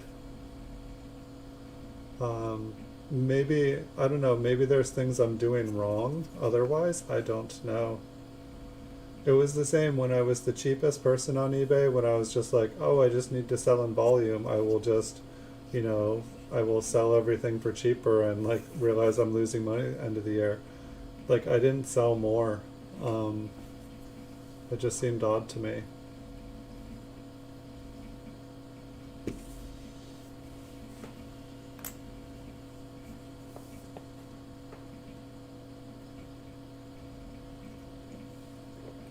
Oh, I think I just before I set mine up to like something like 60% promoted listing fee. I was gonna get ya. I was like, I wonder if Accredited Coin knows that if I move my promoted listing fees up to 60%, and he's at, trending average +1, that if he sells something, it'll actually. No, it is true, but I think that I think that is something we can't do, my friend, though, because I think that is essentially considered, for lack of better words, price fixing. I'm not sure. We could mess with each other so hard.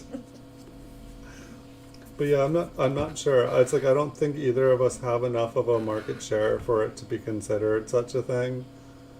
I just, oh yeah, here's our little snake friend here.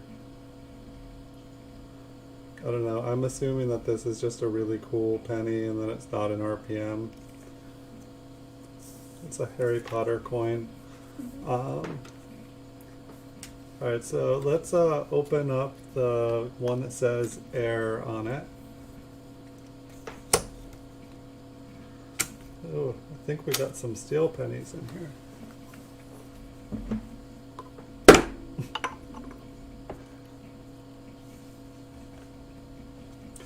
Well, that's the thing too that I wonder though. It's like, say like if you're at trending and I'm at trending, what is trending? I mean, I guess there's probably a bunch of other people on the market. It would be like, it's like we both set our prices up to like 10,000% like the price, and then turn on like, and then like essentially create a trending rate of like 200%, and then anyone that has like +1% trending rate would all of a sudden have like this huge number percentage. It would make everybody else turn off the promoted listings. I don't even know how many people use promoted listings.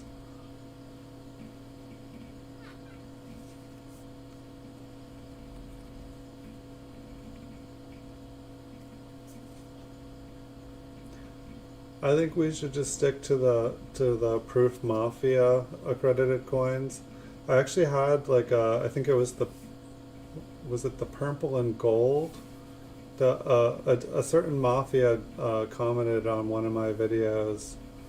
I can't remember. Maybe I should check. I don't want to get their name wrong. I'm sorry, Mafia, if I said your name wrong. But like, They left some comments on my videos.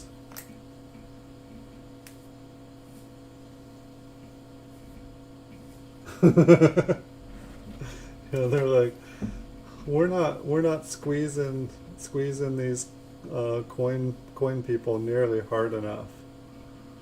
We need to squeeze them harder. They have more fees to extract. We must extract more fees from these coin sellers. I mean, I feel like that's how like eBay works, is like, you know, they basically just keep squeezing every category. They're like, oh, here's a video about someone making money in this department. We better put an end to that. The government's going to say we're not we're not doing a good enough job squeezing the money from the peons, and they're going to come and regulate us more. So let's raise the fees in that category. We can't have anybody making a living and, you know, not being a normal productive cog in the system. Everybody's got to be a cog.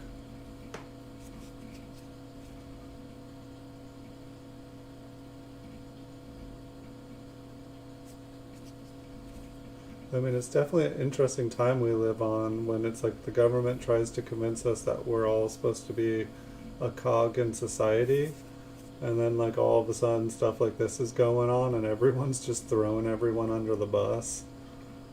It's not good.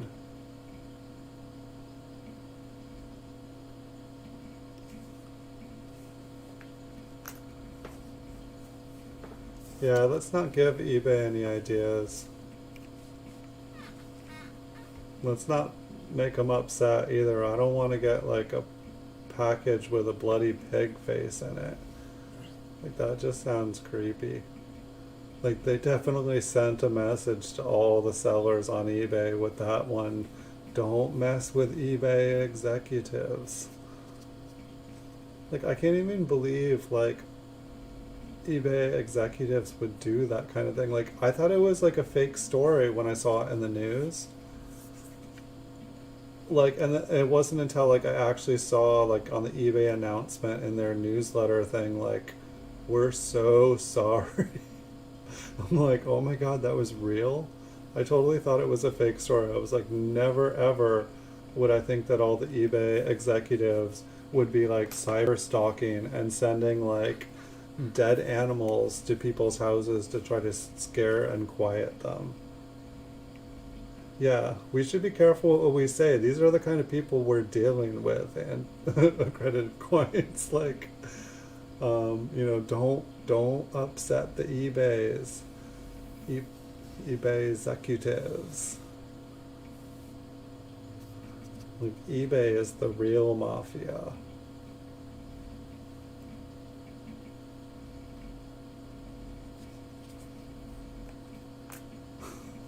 All right.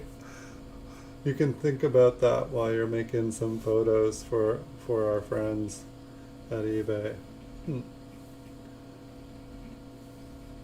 This one's I think this one's probably damaged. We'll take a closer look after we flip over and check out the reverse and see if there's anything. Sorry about that, guys. If any of you guys haven't heard about that, just probably type in like eBay executives like pig face on Google, and it'll probably bring it up on the major news outlets. But yeah, I'm pretty sure all those executives got let go.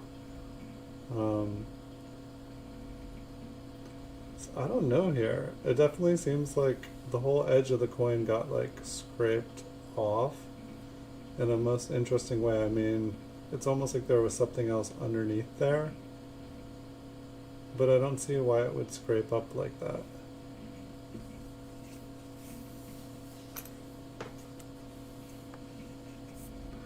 We're just gonna skip that. I want to say that that one was like a lamination peel, but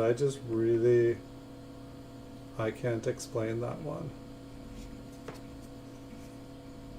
It's like almost like there was like something in between the parts of the metal, and then I guess it looked like a lamination, but it also looked like it was damaged.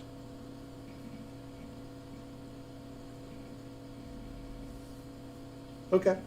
I'll still be here for a little bit, Pedro. We are just fresh into this role. You thought it? Yeah, it was just ugly. Just ugly. We'll leave it at that.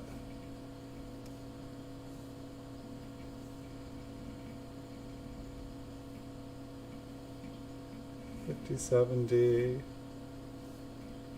I say no. It looks like there's some damage to the top. Do do do. Do do do do. Celebrity? No, just a filled B. I should have checked out the mint mark when I was already zoomed in and then zoomed back out.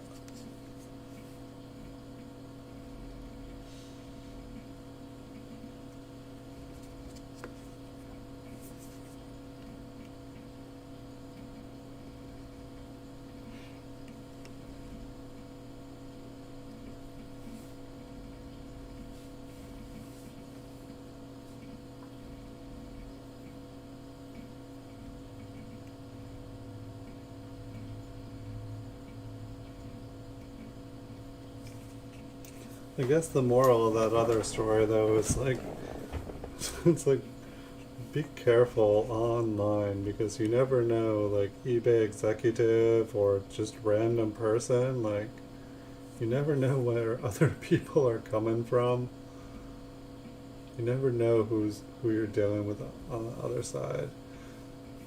Kind of looks like the T is gone. Almost looks like there's like a bunch of little scrape marks below it, but the whole coin kind of has that too.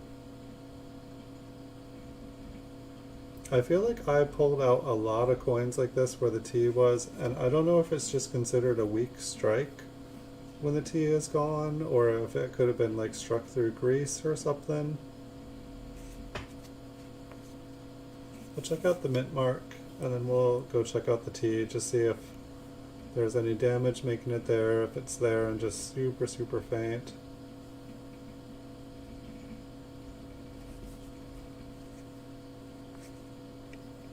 I think there might have been an RPM there.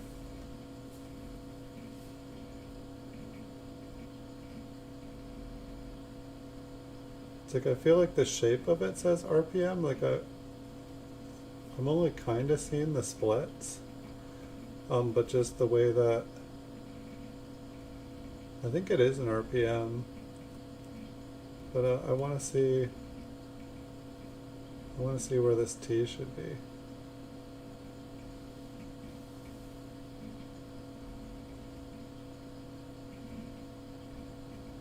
Yes. I feel like the top, I can see like a place. I don't see any damage, so it's either like super weak. Hold on, I just need to put I need to stretch my arm. It looks like about 3. I feel like this happened last night. I think I might be finding like my streamable. It's like I put my elbow on a chair and pivot with that. What do you think, Paul? Are you still here? Does this one look like an RPM to you? It does to me. Ah, you say the 57's an RPM, and remember that filled 9. What about the T on there? Did you have any thoughts on the T? And if so, and also, could that T be used as a die marker for this RPM? Or does that happen? Could the T being faded like that like be a weak strike and just happen on a bunch of different ones?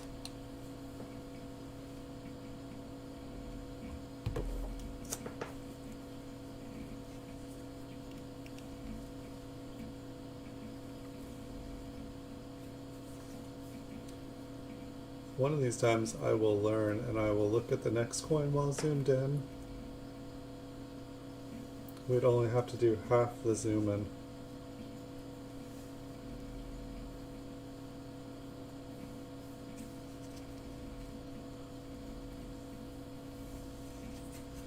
I could probably get like a microscope that like zoomed in automatic or automatic focus, or I bet there's ones that you just push a button and it goes to like the next zoom level.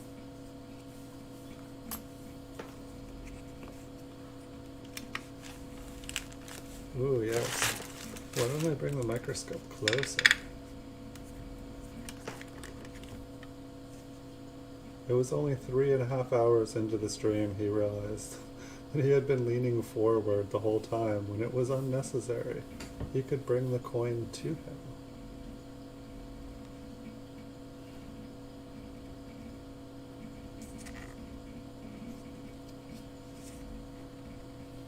I'm a stubborn one. I mean well, but I learn slow, and I repeat mistakes, but I mean well.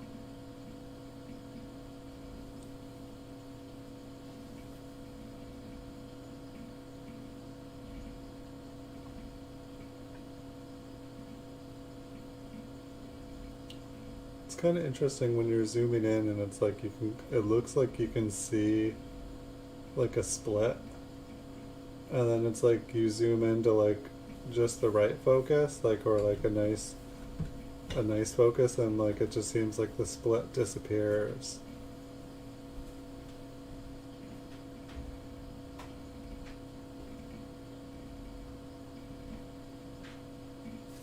I don't know, like say at that zoom level, it totally looks like an RPM.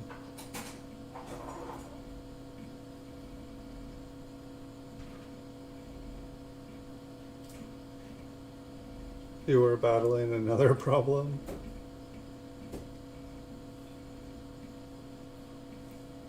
I don't know, I don't really see a split on the top on this one, but I do feel like I kind of see a split on the bottom, and I feel like I see like a D to the south of the D.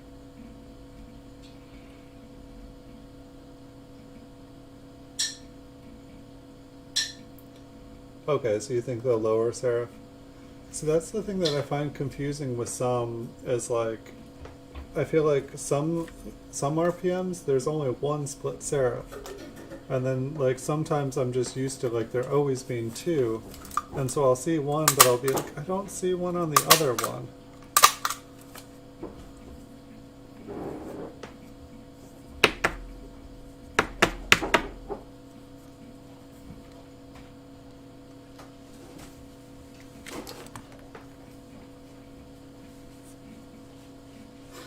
I remembered this time to check it first, but this one didn't have a mint mark. It's the irony.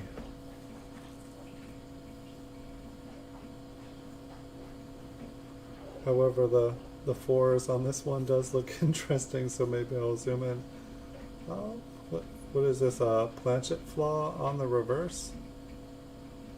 Looks like there was a big chunk of metal missing from the coin.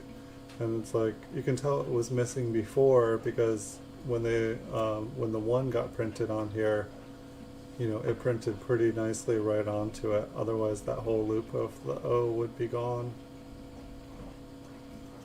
But let's zoom in on the 4 because we can. I see nothing. I don't even know what I saw. Once I got up close, I was like, huh?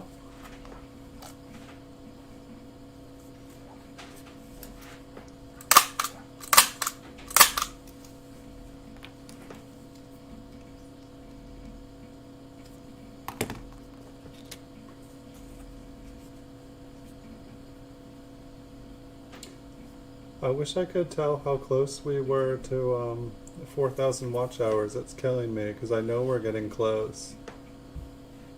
I don't think I'm going to get there tonight. My guess is if I go till about midnight, I'll probably be about 30-40 hours shy. I was just like hoping. I mean, you never know. So this one looks like it has a Liberty error, or at least a partial Liberty. I'm guessing people probably like them when they're full the most. We'll check out the mint mark here.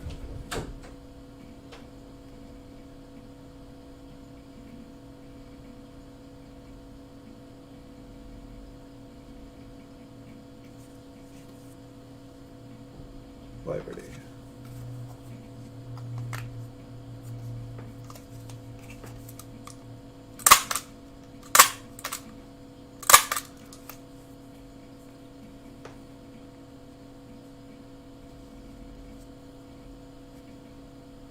The upper serif looked like it had taken a hit.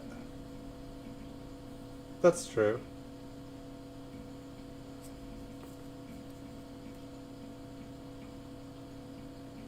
Yeah, it's hard sometimes, like when like part of the coin has been damaged, and it's like you kind of have to like guess or even imagine what is on that part. Whoops, I think this one is a mint mark, so we shall go up close.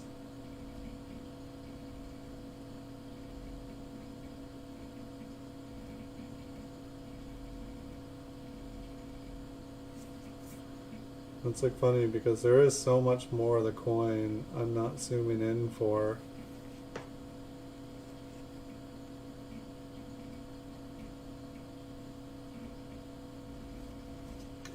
I can't remember either. I feel like it's been a while since, last night was the first time I started doing these older ones again, but I feel like for maybe towards the last couple episodes I had started to zoom in closer, and was just, was like more about like this, I don't know, like this distance here or something. I'm trying to see with this one here.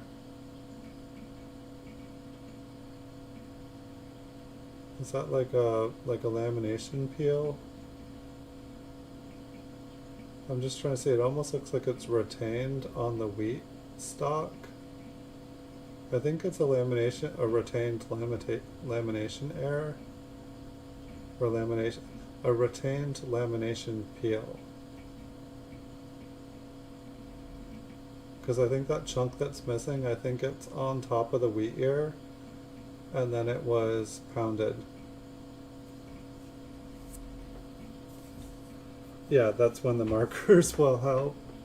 And I think I was seeing that coin earlier that like looked like it had like Lincoln's impression on it, and I think when I was watching, I was just starting to remember it was like a retained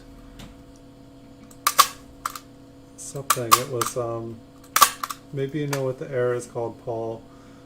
It's like, I thought it's like when you're looking at the reverse of the wheat cent, and it feels like you can see the outline of like Lincoln showing through, and I thought it was called a struck through. But like when I was watching Jessica's copper coin show, it was like a retained image or a retained die image or something like that. That had a different name, and it was not what I thought it was. And so it was cool to learn something else and like unlearn something, but unfortunately I only half learned it because I can't remember what it's called. But I did remember it's a retained die something.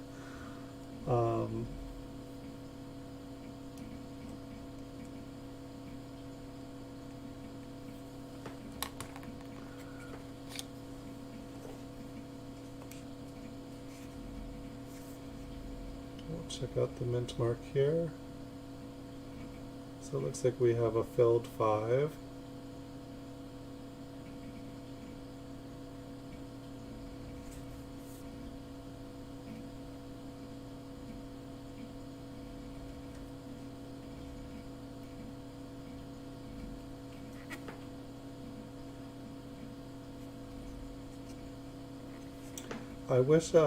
I wish coins that had filled letters were errors. I have a lot of them.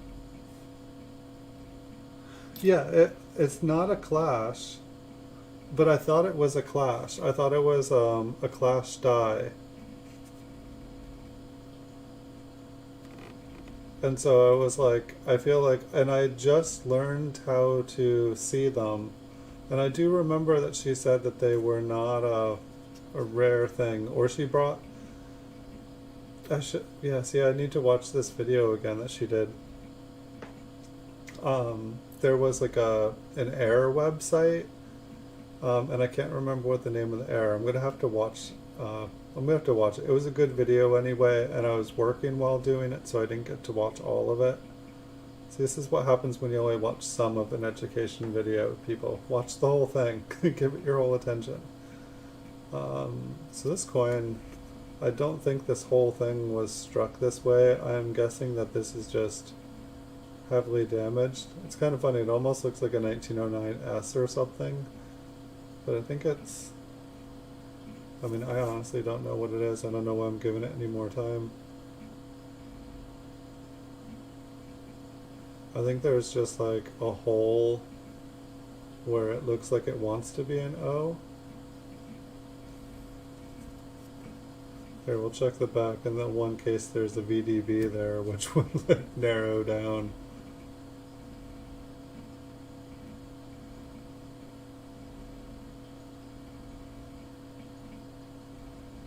I don't see anything. I don't know. Whoop. Jumping jellyfish. What's interesting is like it almost looks like a normal penny from like about a foot away. Yeah, I think it's some environmental damage. It was just weird how the color on it was very original.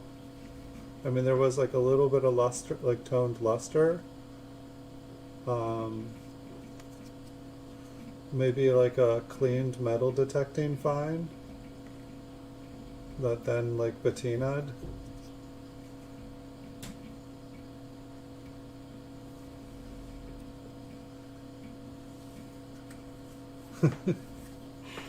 That one is like, yeah, it's ready to go up on Etsy. $10,000, one of a kind, 1909 SVDB prototype proof satin finish coin.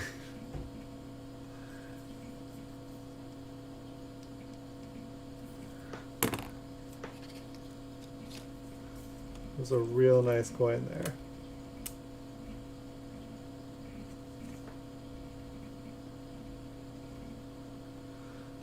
We got a filled die. I bet that would be really hard to find an RPM on.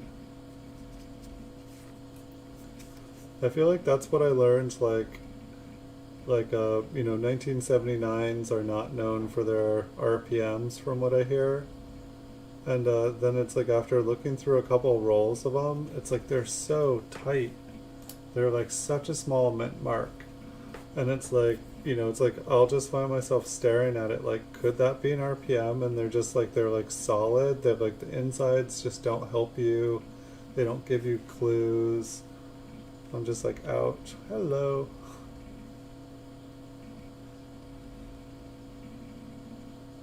Lamination error. Kind of almost looks like there's like a pistol up here. Trust. And pistol pointing at the U in trust.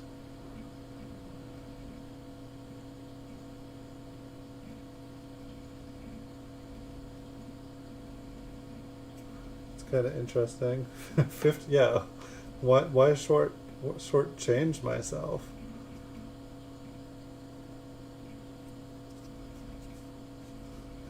Get it now cheap before I send it off to get graded at PCGS and my price goes to 100K.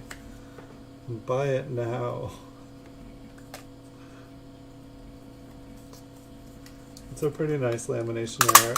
It's like sometimes they're like a little crack and then sometimes they're like that and there's just like way more character.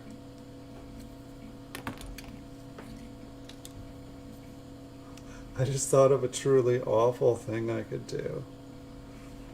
It's like if I was to take all these air pennies, like one time, like I don't know if you've ever checked out CoinTable's website, Chris Tisdale.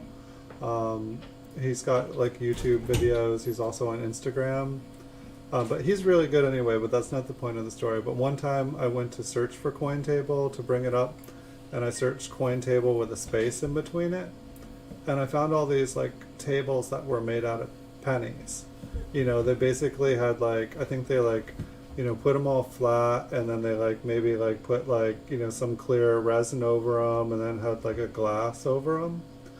But it's like I could take all these air pennies and like make like an air coin table where like the whole table you know, is covered with pennies, but all of them are like rare air coins. And so like it would like collectors would hate it, but it would be like, you know, wouldn't it be cool to like search for pennies on like a coin table like that? Like you like pour out like a bunch of pennies, and then it's like there's all these like awesome ones all around you everywhere. Like maybe like the glass on it could like double as a magnifying glass so you could look at things from different angles. I don't know, maybe they could put in there and not in a clear lacquer so they wouldn't get destroyed, but another lamination error anyway here. That was my evil thought. Also, looks like maybe, I don't know if that's a planchet flaw or if it struck through something. It's just kind of interesting. It's like I feel like the strike, if that was just, I feel like if there was just a ditch there, I feel like the feather would have been stronger. I feel like it would have stamped a better image there. That's me. Like, you know, because it's not, there's definitely depth there, but it's pretty shallow. Now let's look at the front again. So the lamination's on this side. Whatever that was, it's not damaged because the front of the coin isn't pushed out. You know, when we flip it over, it's right here. So we'd see like a puffy spot right here on the coin, and I don't see that. But I guess if it was struck through, that might have even been enough to push out the other side of the coin. So I'm going to guess this is a lamination error on the front, and it's a planchet flaw on the reverse. So I would say it's a double error. And then it looks like maybe a scratch on the back.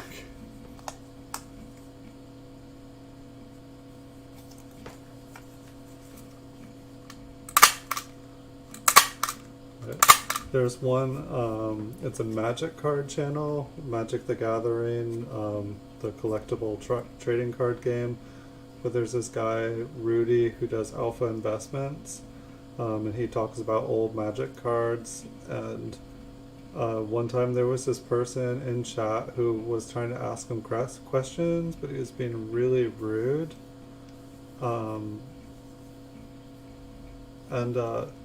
But the person started, and I have no idea why I like checked, but like it was like the person started making these YouTube videos trying to get his attention. And so like Rudy like collects these like old like alpha beta cards, like the first cards from the series.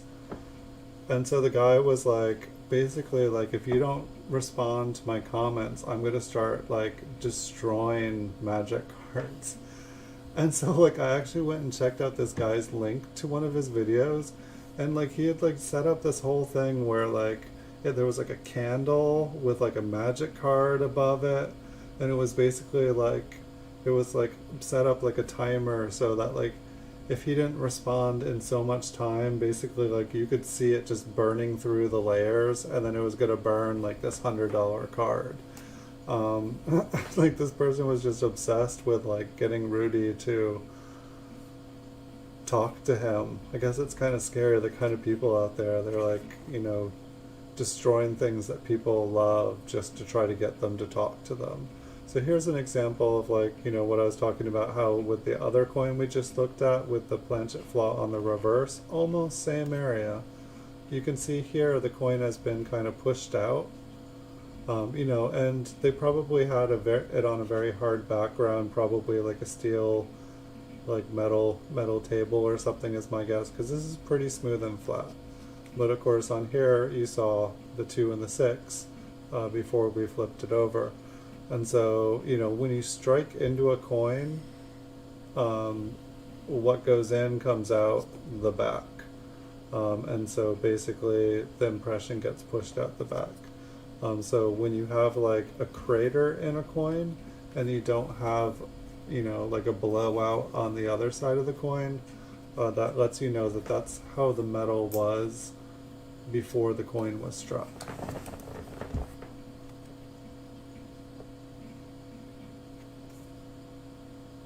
And so if you have an old coin and it has, marks like that, it can be what is, like say that person had put a 2 and a 6 in there.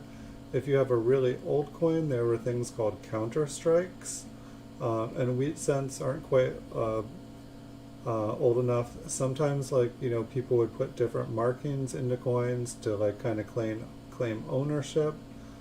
Sometimes, especially with like silver dollars, especially like like trade dollars,